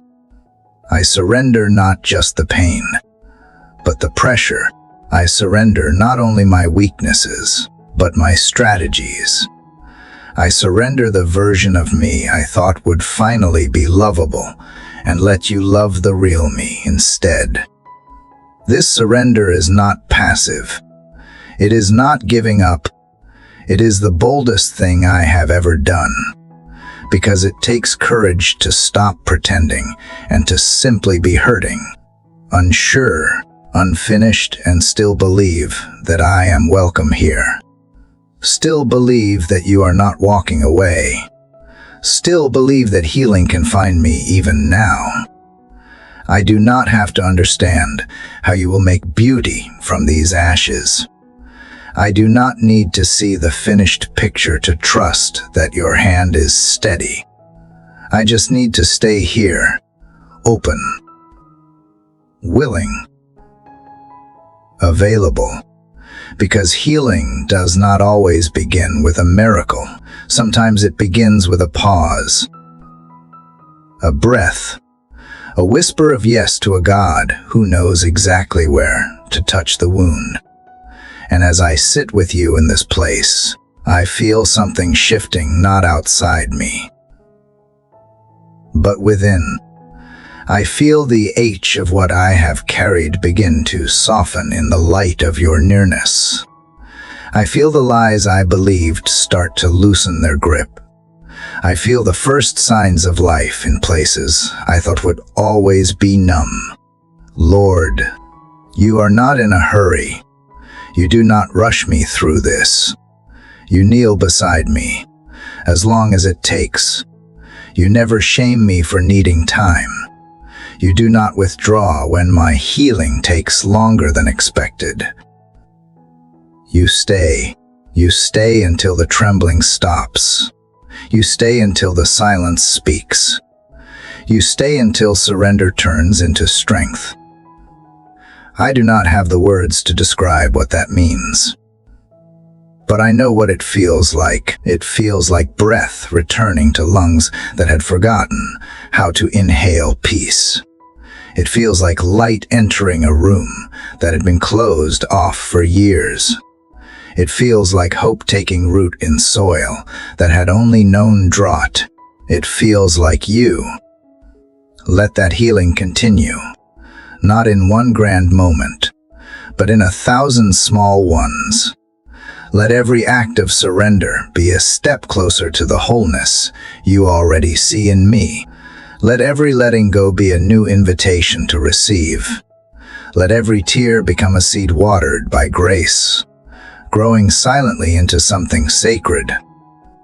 Father, I do not know what tomorrow will ask of me, but I know what I want to bring into it, not more striving, not more pretending, but more surrender. I want to bring a heart that believes healing is not a reward for effort, but a response to trust. I want to wake up each day not asking how I will survive it, but remembering who is walking with me through it. And I want to keep choosing this surrender again and again, even when it is hard, even when it is slow, even when nothing changes right away, because I believe in what you are doing beneath the surface. I believe that you never stop working, even in the unseen. So I let go. I release my grip on what I cannot control. I lay down the armor I used to call strength. I make room for the healing that only comes when I stop trying to earn it. I let you in, not just into the places that are tidy, but into the places that still ache. And in this moment, I know this surrender is holy. This healing is real. This quiet yes is enough, because you are here, and you are more than enough. Lord, as I remain in this place of surrender, something deeper begins to awaken within me. It is not loud or sudden. It does not arrive like thunder crashing through the sky. It is quiet, almost gentle, like morning light slipping through the cracks of a shuttered window. But it is there, a quiet strength, unfamiliar yet undeniable, rising from the place where I once only felt weakness. And perhaps this is how you move, not by erasing our emptiness, but by filling it softly, slowly, with yourself.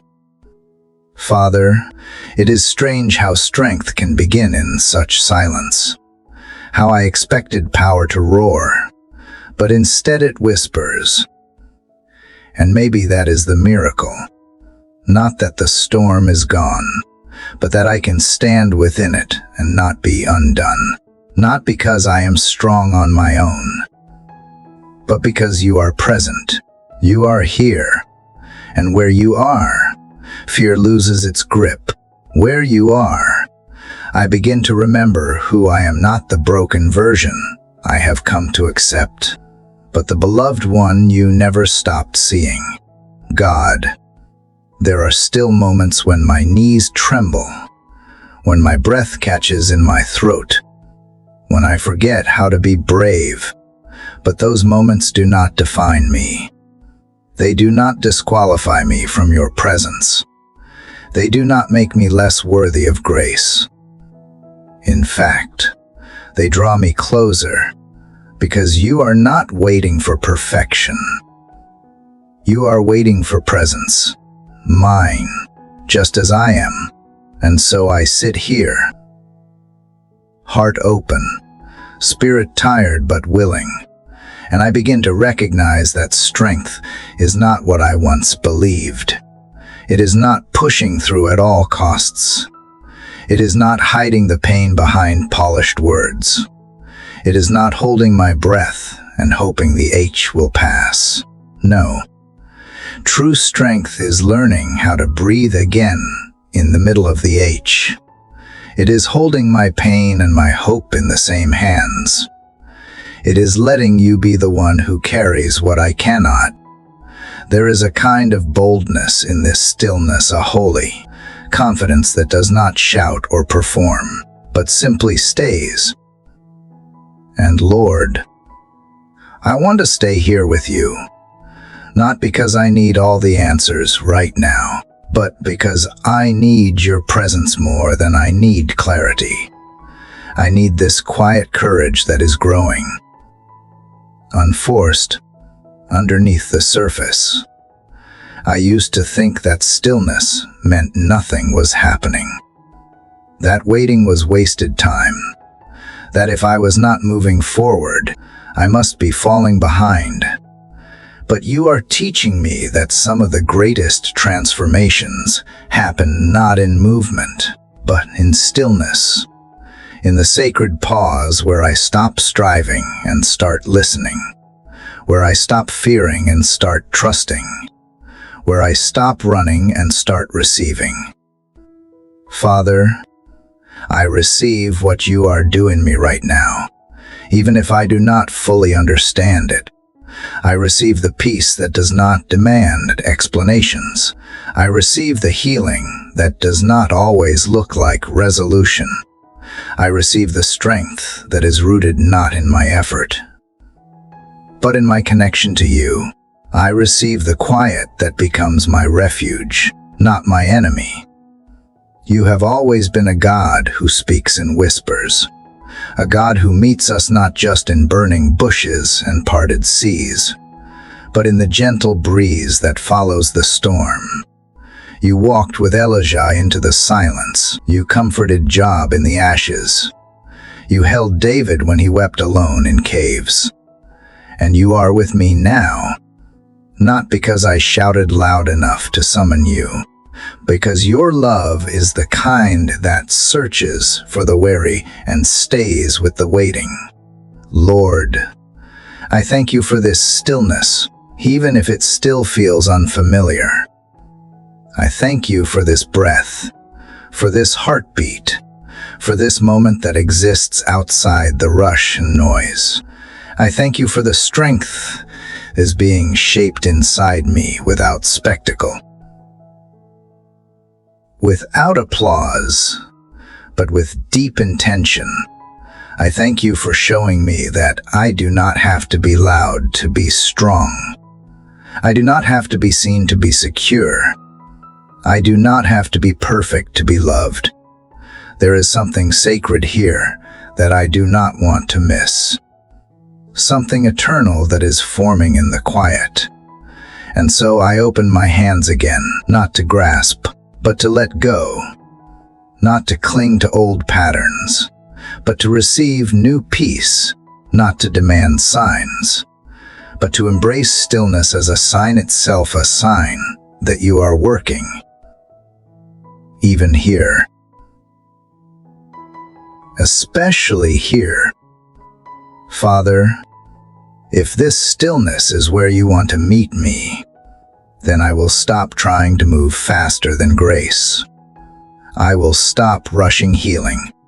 I will stop outrunning the rhythm you designed for my restoration. I will wait, not with impatience, but with expectation.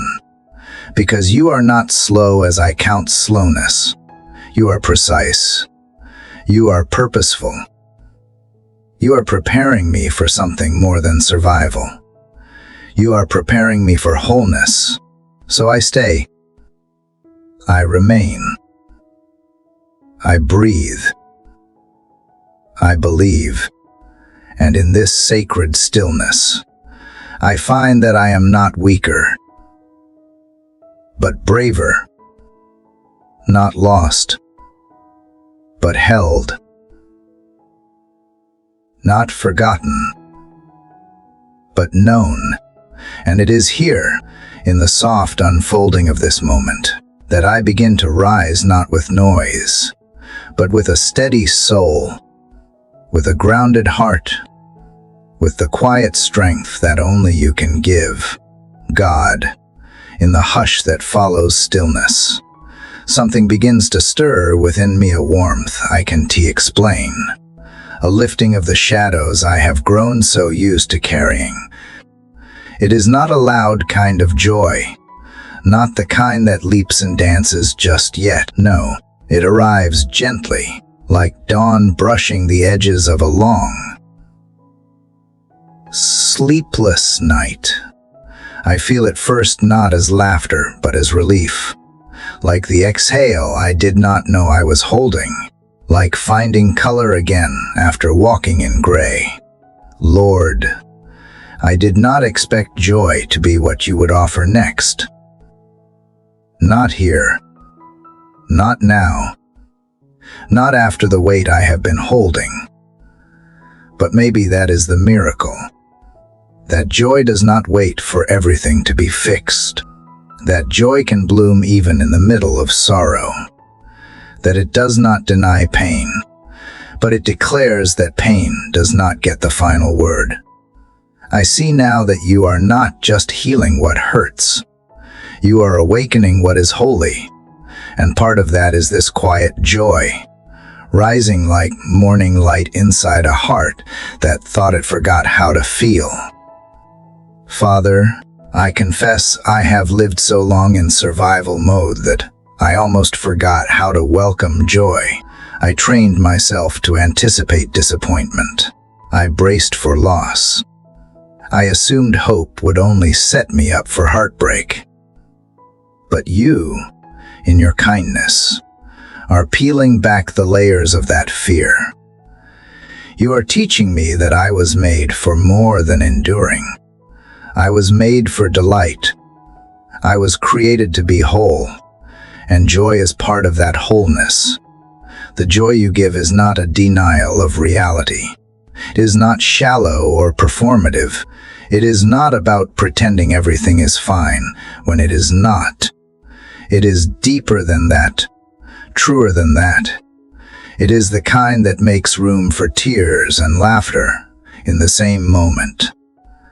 The kind that walks with me through my valleys, instead of trying to pull me out too quickly. The kind that reminds me my story is not over, and that beauty still waits.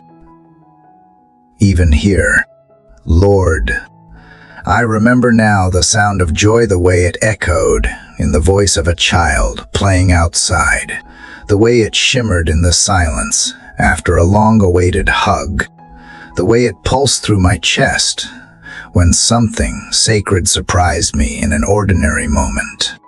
I miss those moments, but I am beginning to believe they are not just memories. They are seeds, waiting to rise again in this new soil you are cultivating in me. You are reintroducing me to myself, Lord, not the self defined by sorrow or fear, but the self you saw before the world left its mark.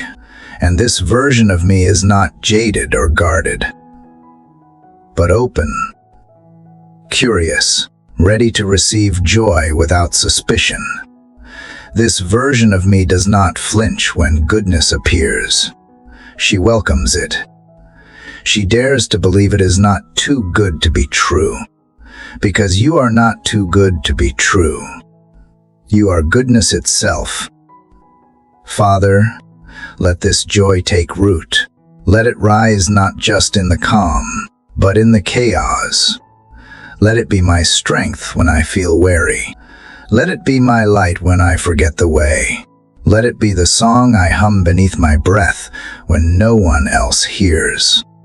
Let it be the quiet confidence that carries me through today, not because everything is perfect, but because you are present, and your presence is joy. You promised joy in the morning, and here I am still standing, still breathing, still becoming. That alone is a testimony.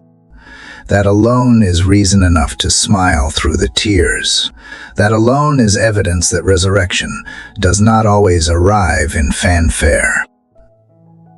Sometimes it tiptoes in slowly, like this, until one day I realize I am not who I was. I am not lost.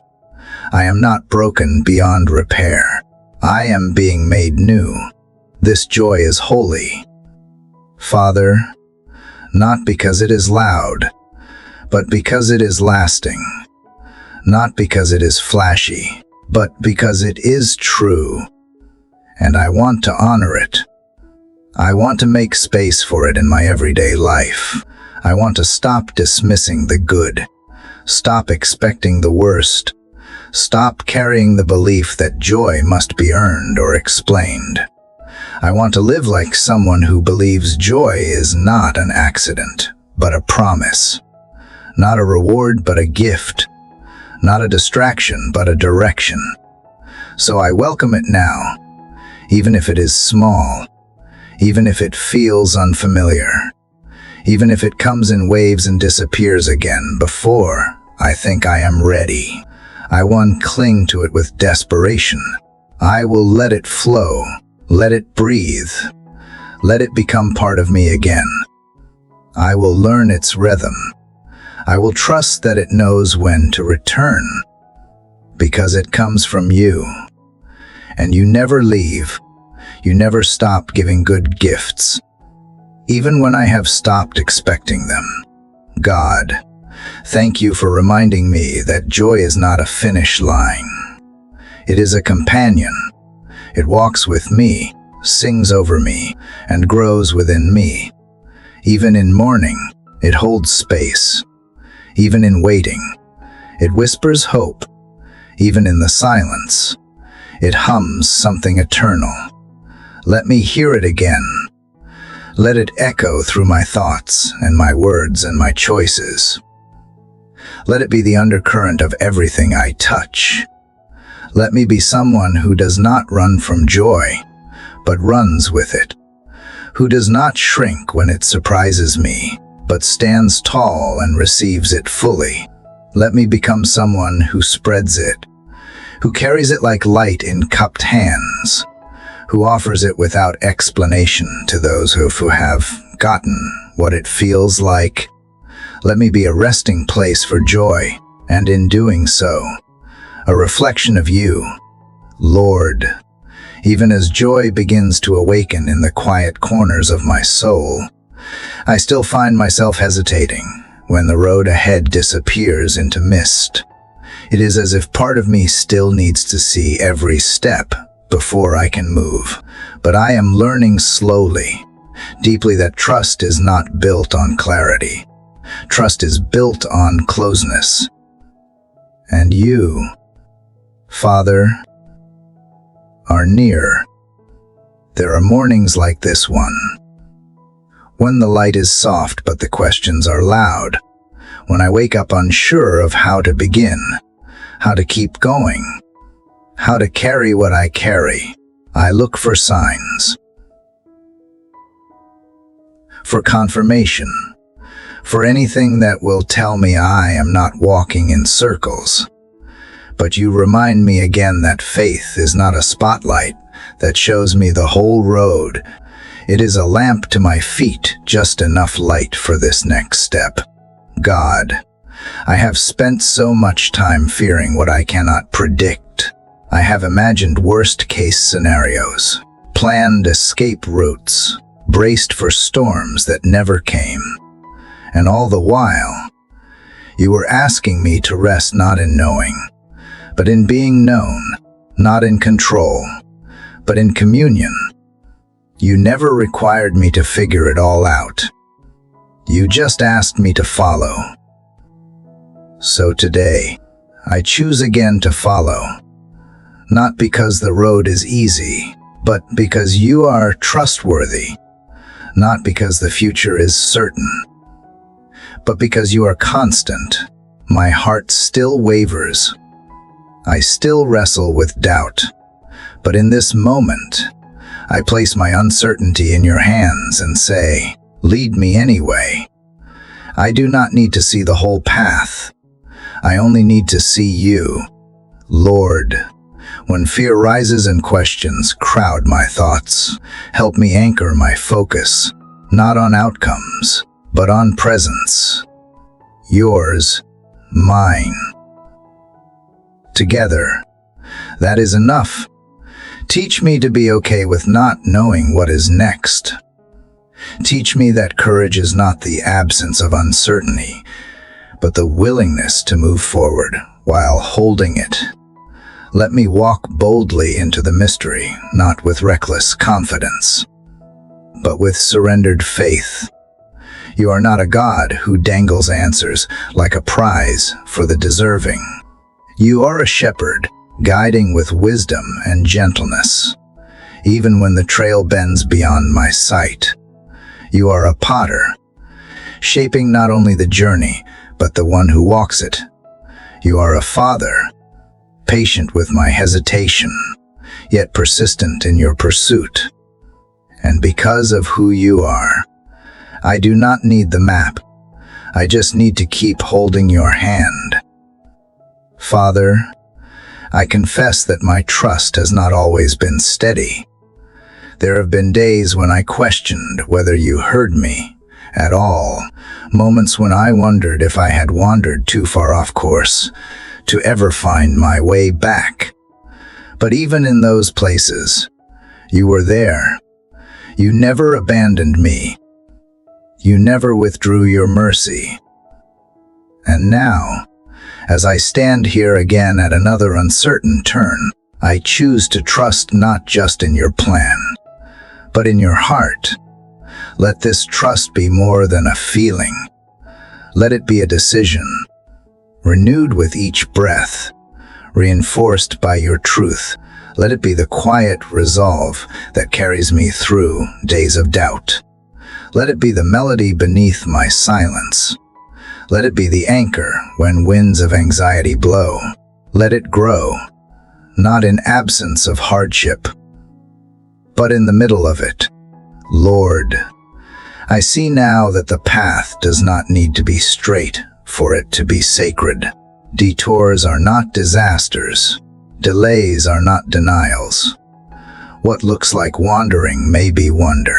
What feels like waiting may be preparation. What seems like silence may be the deepest invitation to hear your whisper again. You have never asked me to walk alone.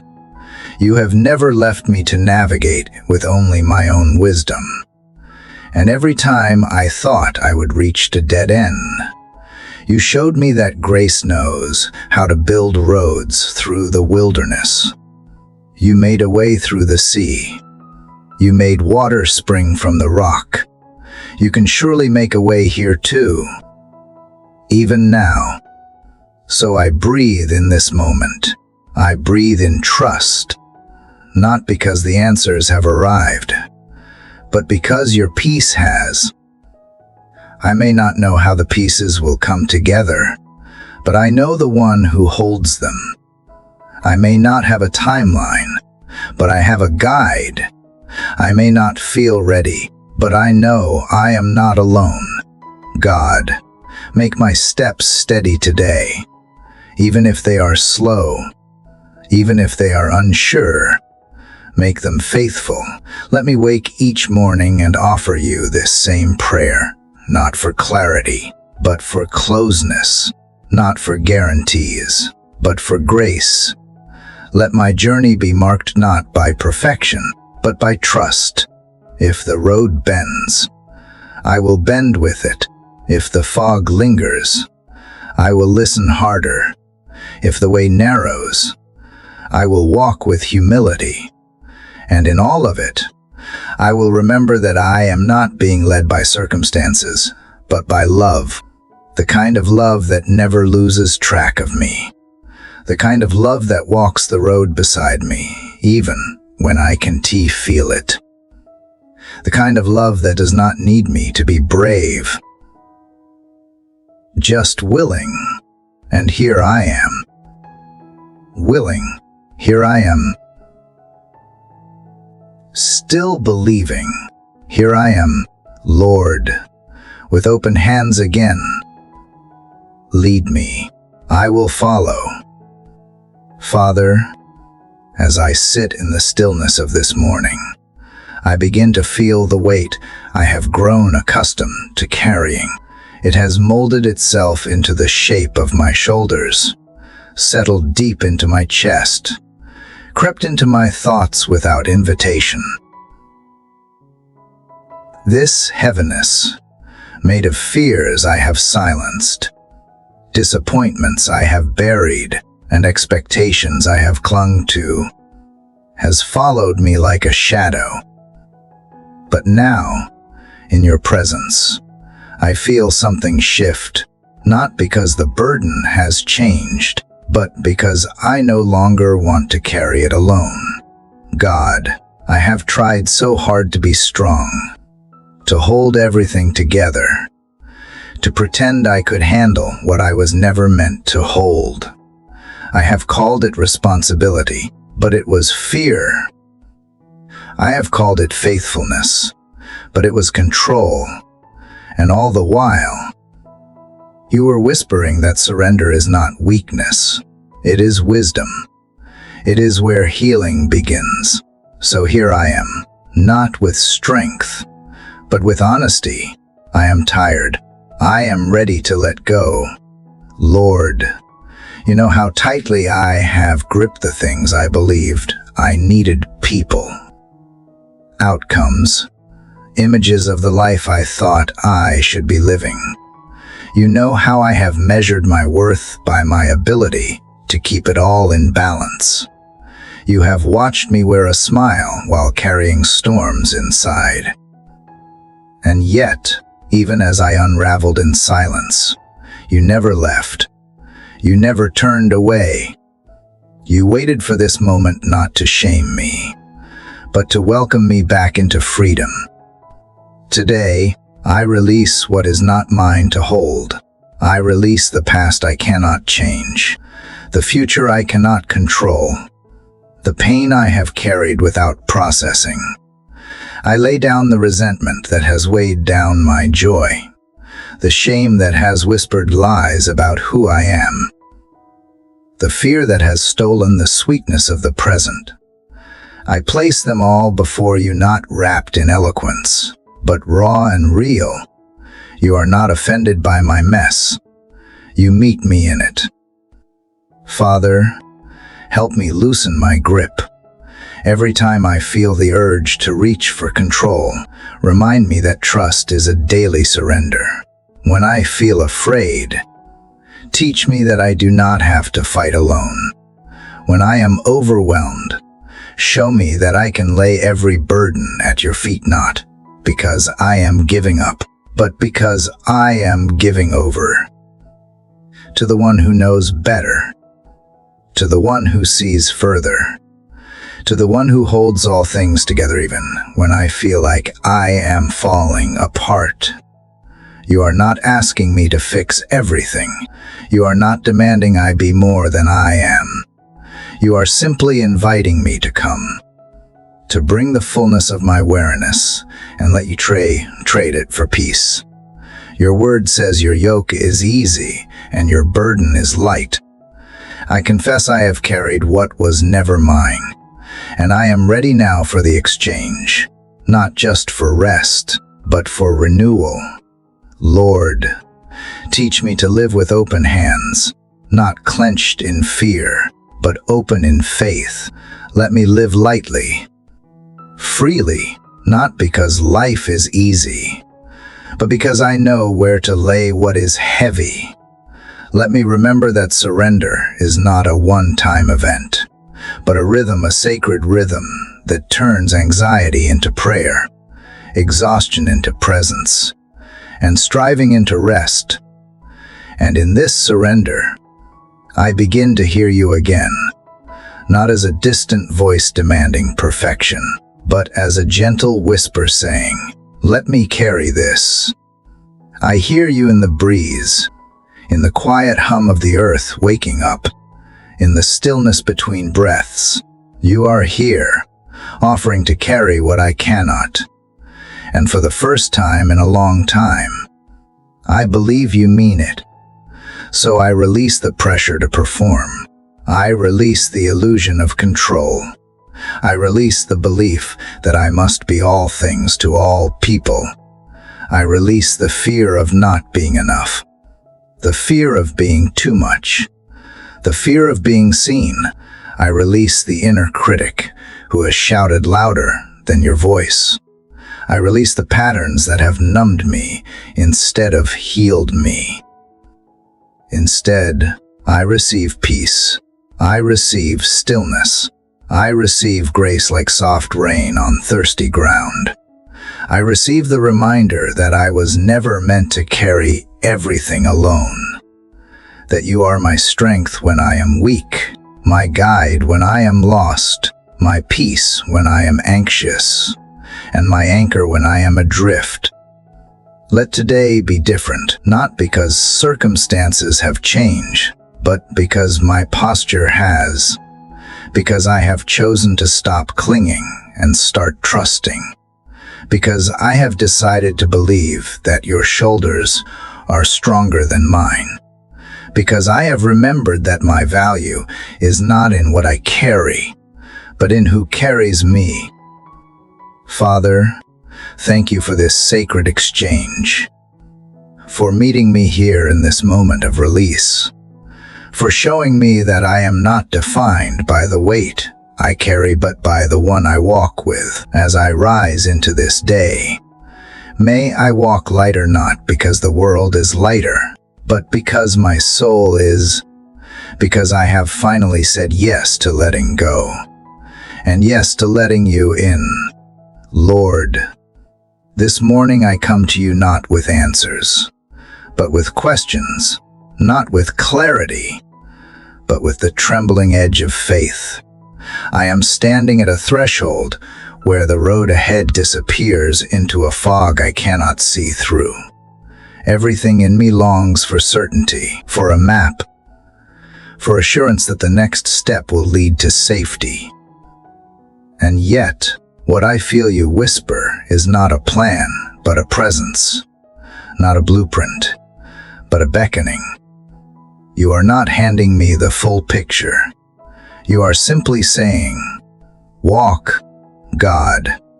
The silence in this part of the journey is stretching me. I want to be brave, but sometimes I just want to know. I want confirmation, a sign, a voice loud enough to drown out my fear. But what you offer instead is something quieter and more powerful. The invitation to trust you beyond what I understand. To keep walking not because I have figured everything out, but because I have decided you are trustworthy, even when I cannot see the end from the beginning. Father, I confess that this is not easy. My instinct is to hesitate, to gather more information, to wait until everything makes sense. But I realize now that faith was never about certainty in outcomes. It was always about confidence in you. And so I surrender my need to predict, to plan, to protect myself from the unknown. I choose to walk even when I cannot explain. I choose to follow even when I do not fully comprehend. Because I know who is walking with me. You are not distant from my fear. You see how it rises in the early hours, how it twists around my decisions, how it whispers lies about being alone. But you gently remind me, I have never taken a single step that you did not see. I have never walked so far that you could not reach me. I have never wandered so far that you stopped calling me back. And even now, in this in-between place, you are here steady, patient, kind. Let my footsteps today be small acts of faith. Let each movement forward be a declaration that I trust you more than I trust my doubts.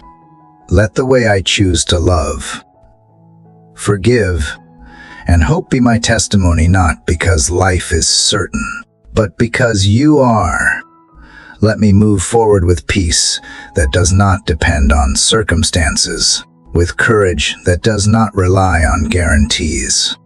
Lord, strengthen me for the slow walk, the one where the horizon does not come quickly, the one where the answers unfold not in shouts but in whispers, the one where growth happens underground, unseen. Help me believe that movement matters, even when it is quiet, that obedience in the unseen places still echoes in eternity, that you are shaping something holy in this season, even if I cannot yet name it. Give me the grace to be faithful in the not knowing, to choose integrity over impatience, prayer over panic, surrender over striving. Teach me to wait without bitterness, to hope without conditions, to plant seeds without demanding immediate fruit. Let me become a person of quiet trust, not because life has grown easier, but because I have anchored myself in you. And when fear tries to steal my progress, when insecurity tells me I have made a mistake, when the shadows feel louder than your voice, remind me of every step I have already taken. Remind me how far we have come together. Remind me that I do not walk alone, that you go before me, beside me, and behind me. That even when I walk through valleys where vision is clouded, your rod and your staff comfort me. Father, help me release the idol of certainty. I do not need to know what tomorrow brings if I know you are already in it. Let me rest not in what I see, but in what you have spoken. Let me remember that my destination is not a place, but a deeper trust in you. And if this path, however uncertain, leads me closer to your heart, then I am not lost, I am being led. Today, I will not demand to see the whole staircase. I will take the next step. I will wake up and choose trust again. I will show up to the moments in front of me and believe that you are weaving purpose into even the smallest details. I will look for your fingerprints in the ordinary, your whispers in the quiet, and your hand in the unseen. And if I feel afraid again tomorrow, I will remember this moment. I will remember that I took a step without needing a sign, that I leaned into your goodness rather than my fear, that I walked not because I saw the path clearly, but because I believed you were worth following. Lord, thank you for being my constant when everything else feels unstable. Thank you for calling me forward with tenderness, not force. Thank you for not demanding perfection before you walk with me. You ask only for willingness, and here I am. Willing again, even if trembling. So I move now, not because I understand, but because I trust. I move not because I am fearless, because I know where to bring my fear. And in this sacred movement, in this choosing to walk, even without knowing, I discover something deeper than certainty. I discover peace. I discover you. Father, as the morning light stretches across the quiet sky, I bring before you the weight I can no longer carry. Some burdens I took unwillingly. Others were placed on me without warning. There are regrets that have carved lines into my soul, expectations I have tried so hard to meet, roles I have worn like armor just to survive. And now I am tired, not only in body but deep in my spirit. I am weary from striving to hold together what was never mine to hold. I am ready, finally, to release what was never meant to be mine alone. Lord, I feel the ache in my chest when I think of what I have clung to. The fear of being too much or not enough. The illusion of control. The relentless need to please everyone around me.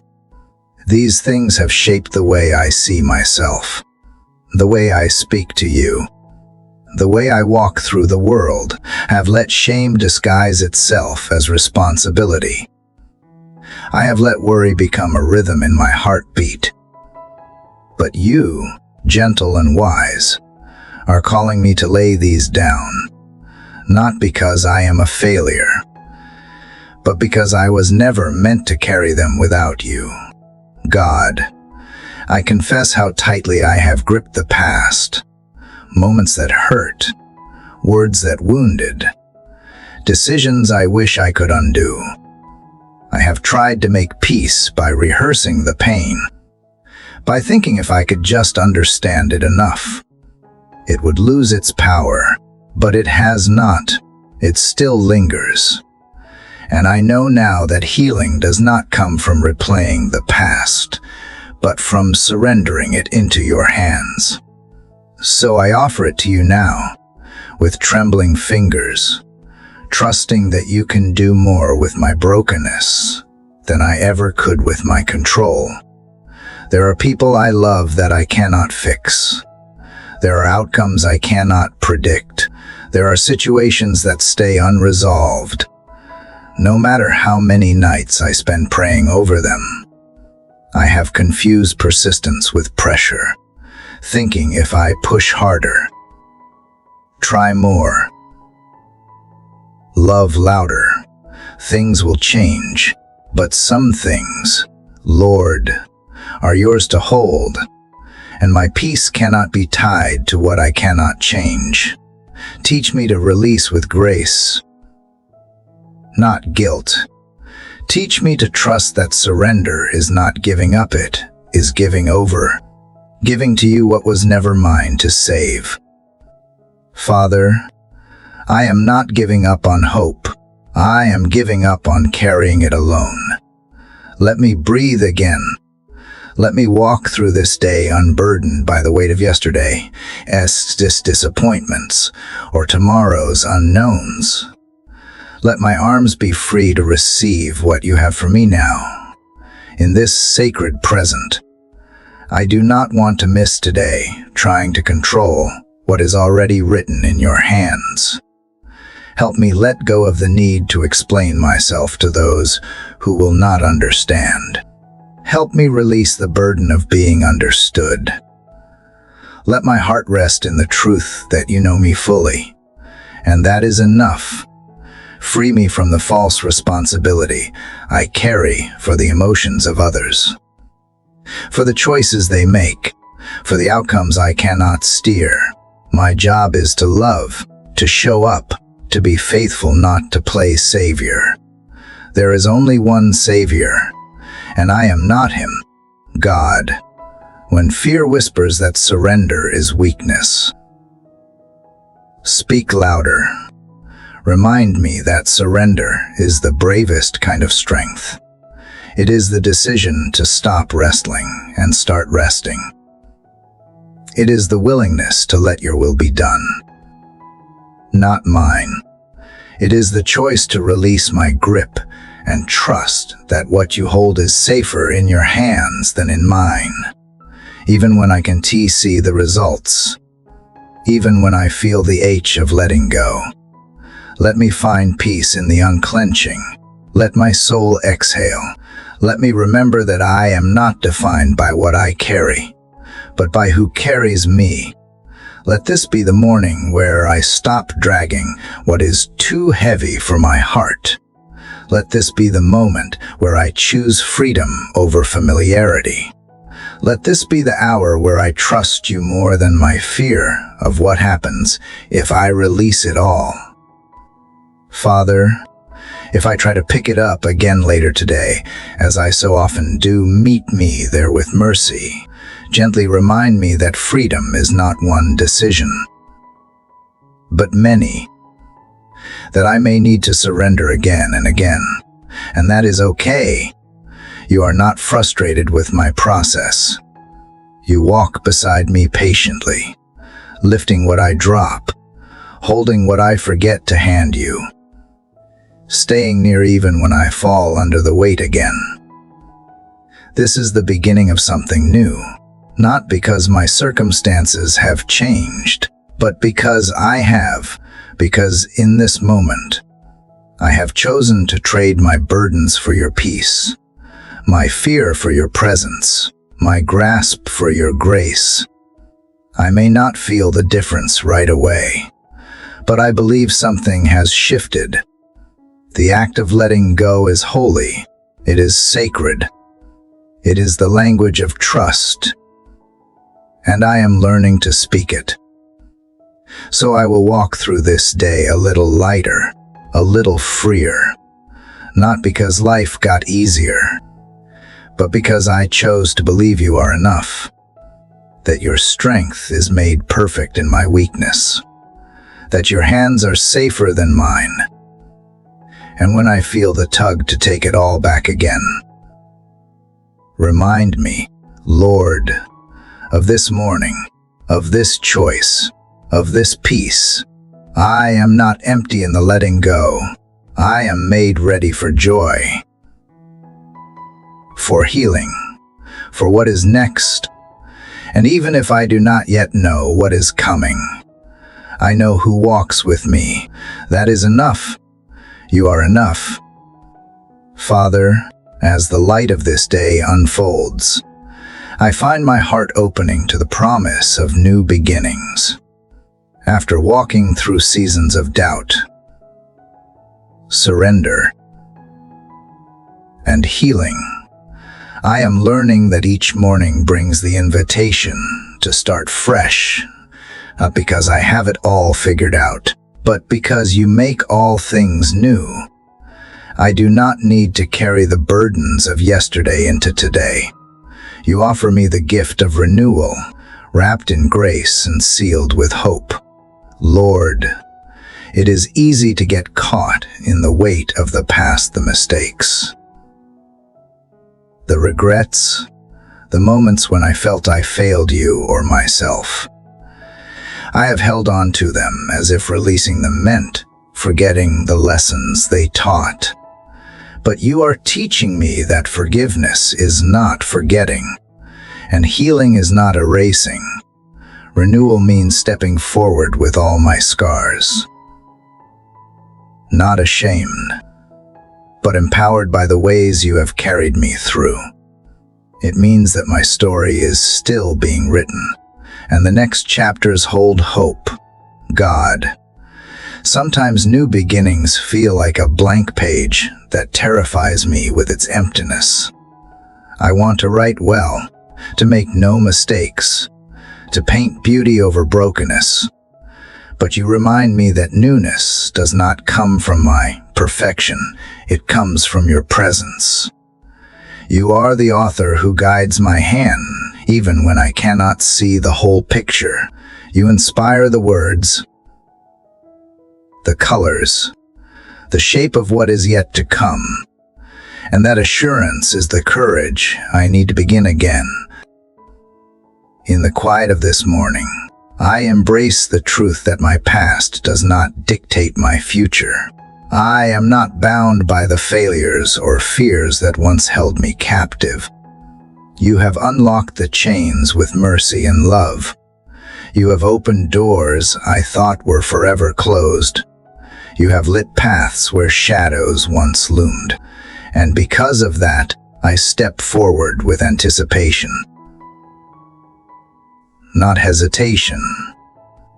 Father, help me to see each day as a new gift, a chance to grow, to love, to forgive, to learn. Teach me to celebrate small victories and to be gentle with my missteps.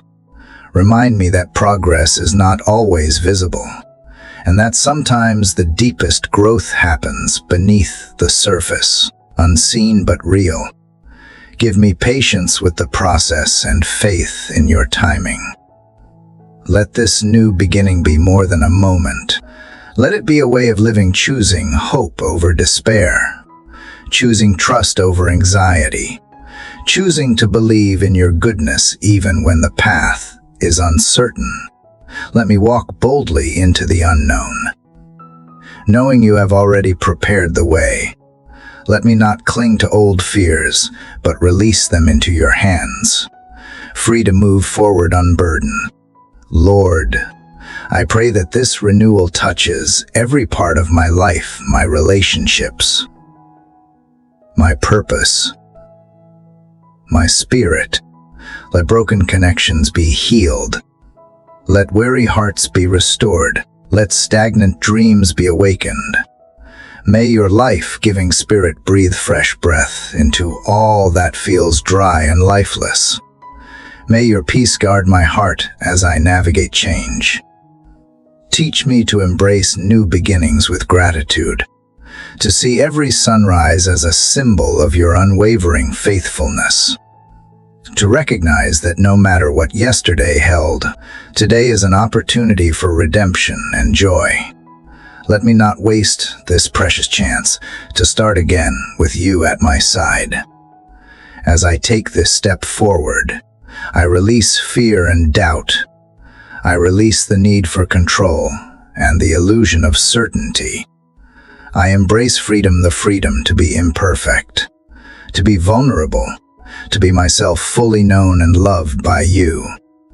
I choose to walk with you, trusting that your grace is sufficient and your plans are good.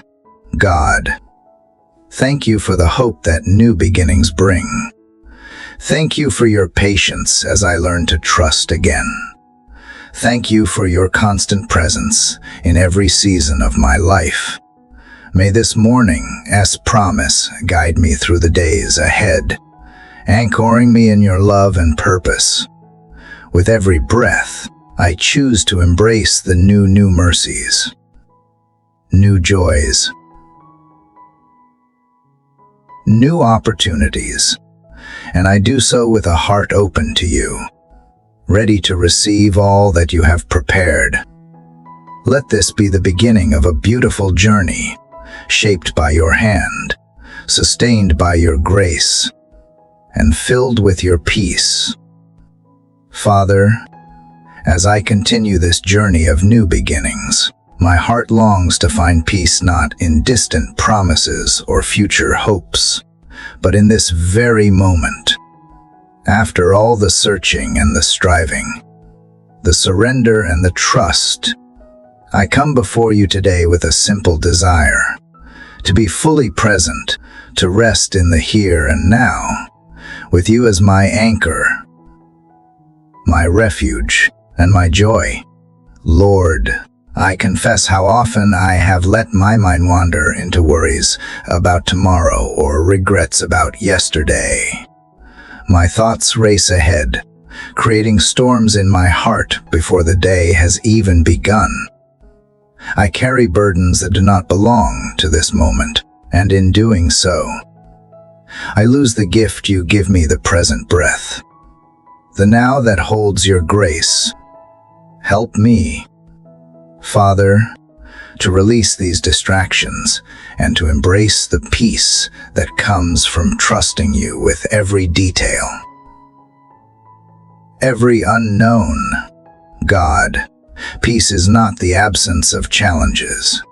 I know that life will bring trials, moments of pain and confusion, but you teach me that peace is a presence. It is the calm that exists even when the world feels chaotic. It is the steady heart that beats with confidence in your goodness. No matter what the day holds, teach me to carry that peace into every step I take. There is freedom in this moment, freedom from the weight of the past, freedom from the anxiety of the future. You invite me to lay down my worries and pick up your peace. You offer a quiet strength that does not depend on circumstances, but on your unchanging nature. And in that strength, I find rest. Lord, help me to see the beauty in the ordinary, the sacred in the mundane, Let me notice the way the sunlight warms my skin, the gentle rhythm of my breath, the soft whisper of your spirit guiding me. Let me be present enough to hear your voice, to feel your hand, to walk in your light. Let this awareness fill my heart with gratitude and joy. Sometimes, being present feels like a battle against the noise inside and around me. But you are my peace in the storm. When my thoughts scatter, you gather them. When my heart races, you calm it. When fear threatens to overwhelm, you remind me that you are with me always. That knowledge steadies me. Father, I pray for the grace to live fully in each moment, to respond to challenges with patience and love, to offer kindness without hesitation, to extend forgiveness freely, to choose joy amidst trials, to trust you not only with the big things, but with the small, everyday moments that make up my life. Let me learn to surrender the need to control outcomes, and instead embrace the flow of your timing. Let me remember that you are weaving all things together for good, even the moments I cannot yet understand. Let me rest in the assurance that you hold my future as tenderly as you hold my hand now. God, peace begins in the heart that knows it is not alone. Help me to carry this peace as a light into the lives of those I meet today. Let it soften harsh words, calm anxious thoughts, heal wounded hearts, and remind everyone I encounter that your love is near. As I breathe in this sacred peace, I release all that threatens to steal it: worry, fear, impatience, bitterness. I exchange them for your presence, your promises, your perfect love. Let this peace guard my mind and heart throughout the day. Let it be the foundation upon which I stand, the anchor that keeps me grounded, the song that quiets my soul. Thank you, Father, for the gift of today, for the opportunity to live in your peace, for the chance to walk this path with you, one moment at a time. I choose to walk it with a peaceful heart open, trusting and full of hope. Father, as I embrace the peace you have given me in the present moment, I feel my heart longing for strength that lasts beyond a fleeting breath. I have tasted the sweetness of calm, but the journey calls me to more a deep, abiding strength that is not my own but flows from you. I am learning, Lord, that this strength is born not in noise or effort, but in quiet trust. I used to believe strength was measured by how much I could endure on my own, how many battles I could face without faltering. I thought it was about proving my resilience, pushing past pain, and never showing weakness. But you are teaching me differently. You show me that true strength is rooted in surrender, in the willingness to lean into you when I feel weakest. It is found in the moments I stop striving and start resting in your care. God, I confess that I still struggle with wanting to control outcomes, to fix what seems broken with my own hands. But the more I try, the more I realize how limited my power is. You remind me that I do not have to carry the weight alone, that your strength is made perfect in my weakness. And in that truth, I find courage to face each day anew. This strength you give is not loud or aggressive. It does not shout or demand. It whispers peace into the chaos, steadies the trembling heart, and carries me gently through the storms. It is a quiet confidence that no matter what happens, I am held, I am seen, I am more than enough because you are enough. Lord, help me to cultivate this strength daily. Teach me to turn to you first when challenges arise, not last when I am exhausted. Let me remember that my endurance is not measured by how long I can go without rest, by how often I return to your presence. Let me find refuge in you, the source of all strength, and draw from your wellspring without hesitation. Let this strength shape the way I love and serve others. Let it soften my words when frustration tempts me to speak harshly. Let it calm my spirit when anxiety threatens to take hold. Let it empower me to be patient with myself and with those around me, knowing we are all works in progress, held together by your grace. Even in moments of uncertainty, when the road ahead is unclear and the future feels heavy, remind me that I do not walk alone. Your presence is my shield. Your promise is my foundation. With you, I can face the unknown with hope, courage, and peace. Your strength is my armor, and in you, I am fortified. Father, as I step forward today, I choose to trust in your power rather than my own. I choose to rest in your peace rather than my fears. I choose to walk boldly, not because I am unafraid, but because I know you go before me, beside me, and behind me. You are my constant companion, my unwavering support. Thank you for the strength that rises when I surrender. Thank you for the quiet power that sustains me. Thank you for being the rock on which I stand firm. May this strength not only carry me through my own journey, but inspire others to seek you, to find their own strength in your faithful love. With each breath, I lean more into you. Father, with each step, I walk deeper in faith, and with each moment, I grow stronger not by my might, but by your mercy. Teach me to live this strength daily, to carry it humbly, and to share it freely, reflecting your light in a world that longs for hope and courage.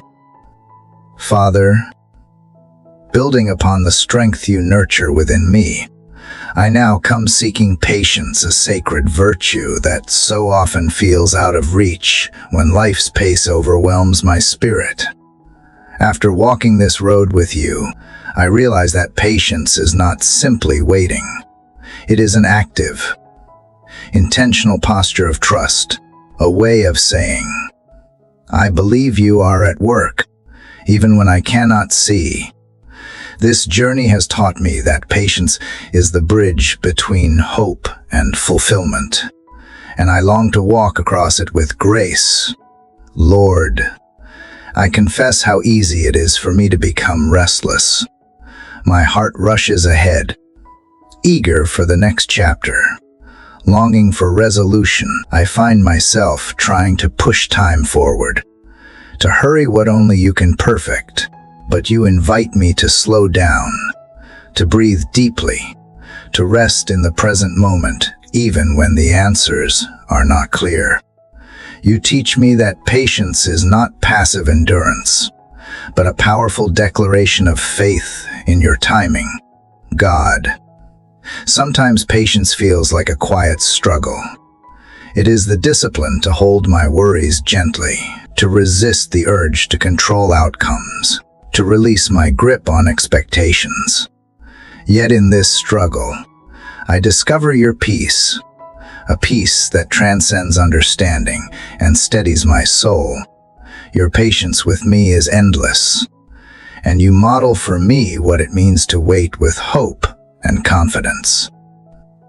Help me, Father, to grow in this patience, to be slow to anger when life's trials test me, to be compassionate when others disappoint me, to be kind to myself when progress seems slow.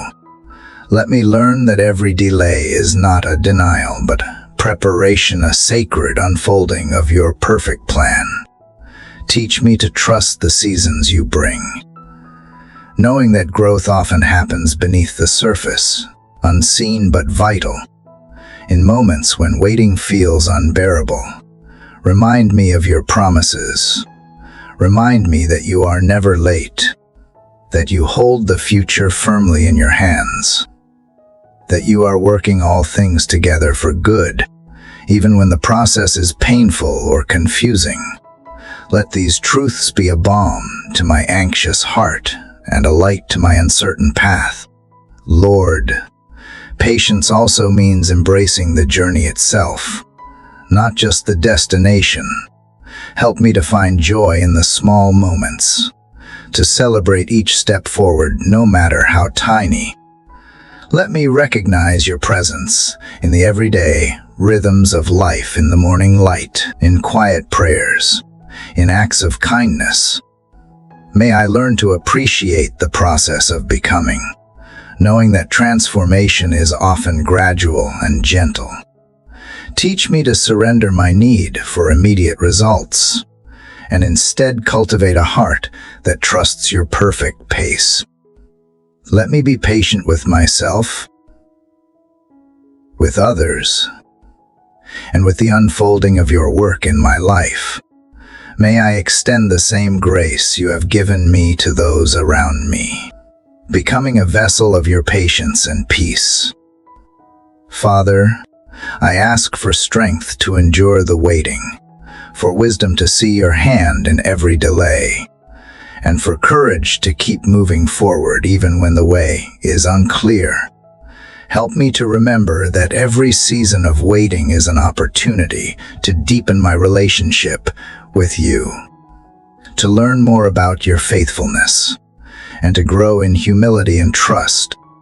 As I embrace patience today, let it shape my character and my spirit.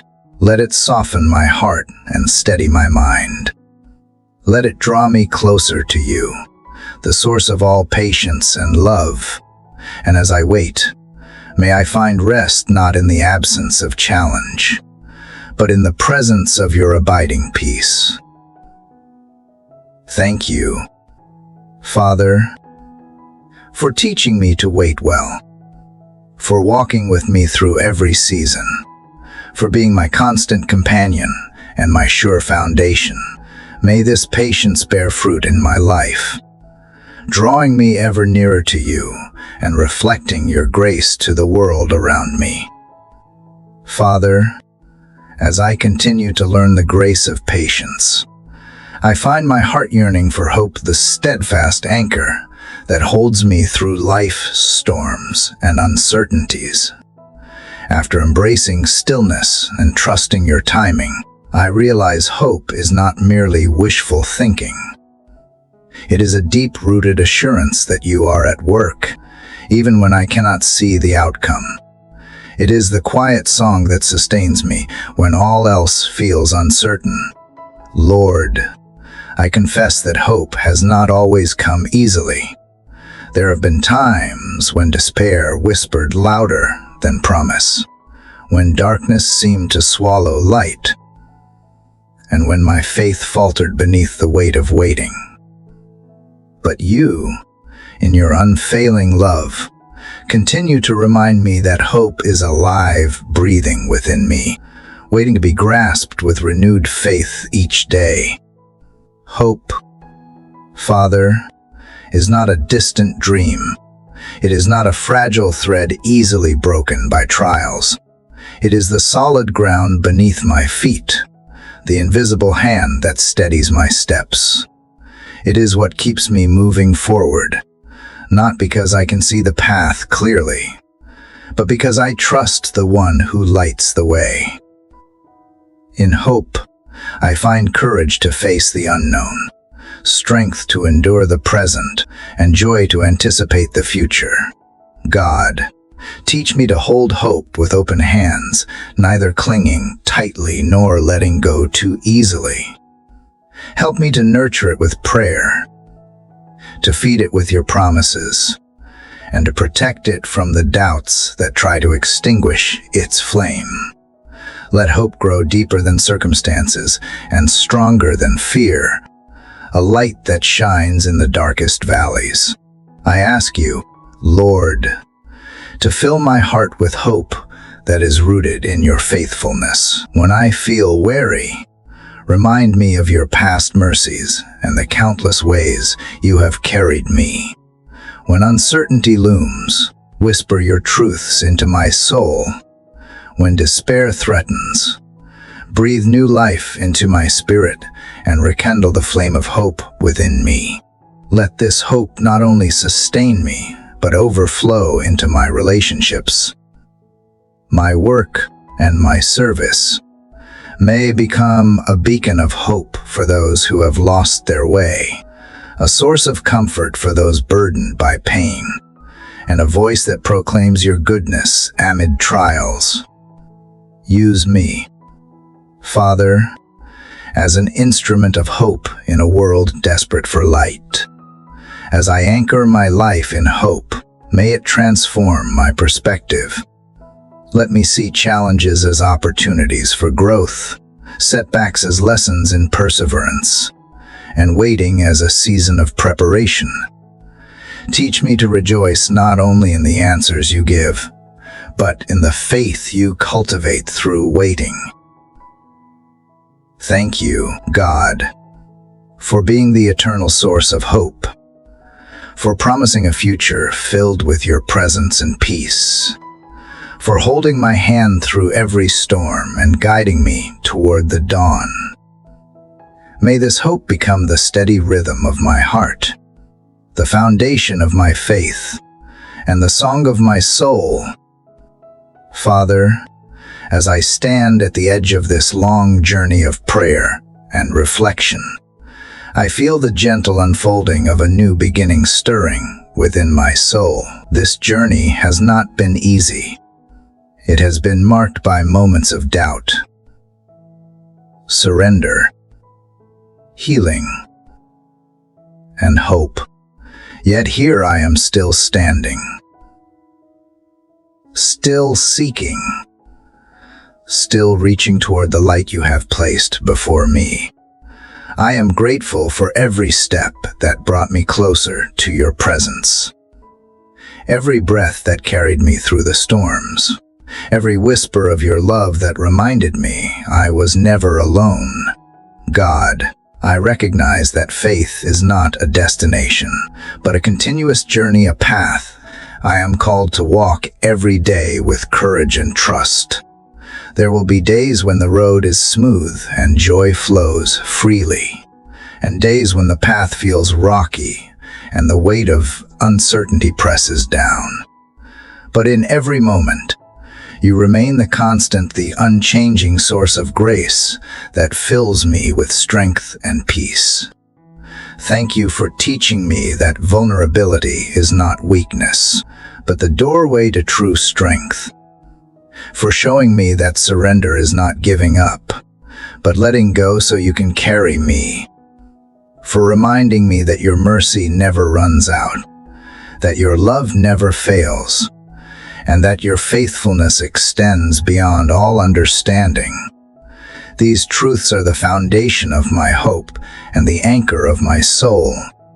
As I move forward from this place, I choose to carry the lessons you have planted deep within me, to live with open hands, ready to receive your guidance and grace, to walk with a heart full of patience, knowing that your timing is perfect, to embrace hope even when I cannot see the full picture, trusting that you are weaving all things for good, to lean into your strength when my own falters, and to rest in the peace only you provide. I pray for the courage to keep trusting when the way is unclear, to keep loving when it is difficult, and to keep believing when the future feels uncertain. May your light continue to shine in the darkest places of my heart, guiding me toward the fullness of life you have promised. May your presence be a constant comfort, a steady anchor, and an endless source of joy. And now, as the first light of dawn breaks across the horizon, I am reminded that every ending is also a beginning. The night has passed, and a new day awaits, a day filled with possibility, grace, and your unfailing love. Like the soft glow of morning sun warming the earth, your love breathes new life into me, renewing my spirit and inspiring me to live with hope and faith. Thank you, dear friend, for journeying with me through these prayers. I invite you to share your own feelings and prayers below, knowing that together we walk this path of faith and healing. If this prayer has touched your heart, please consider subscribing, sharing, and continuing to nurture your faith each day. May the gentle breeze of peace and the flowing waters of grace accompany you always, carrying you forward in hope and love.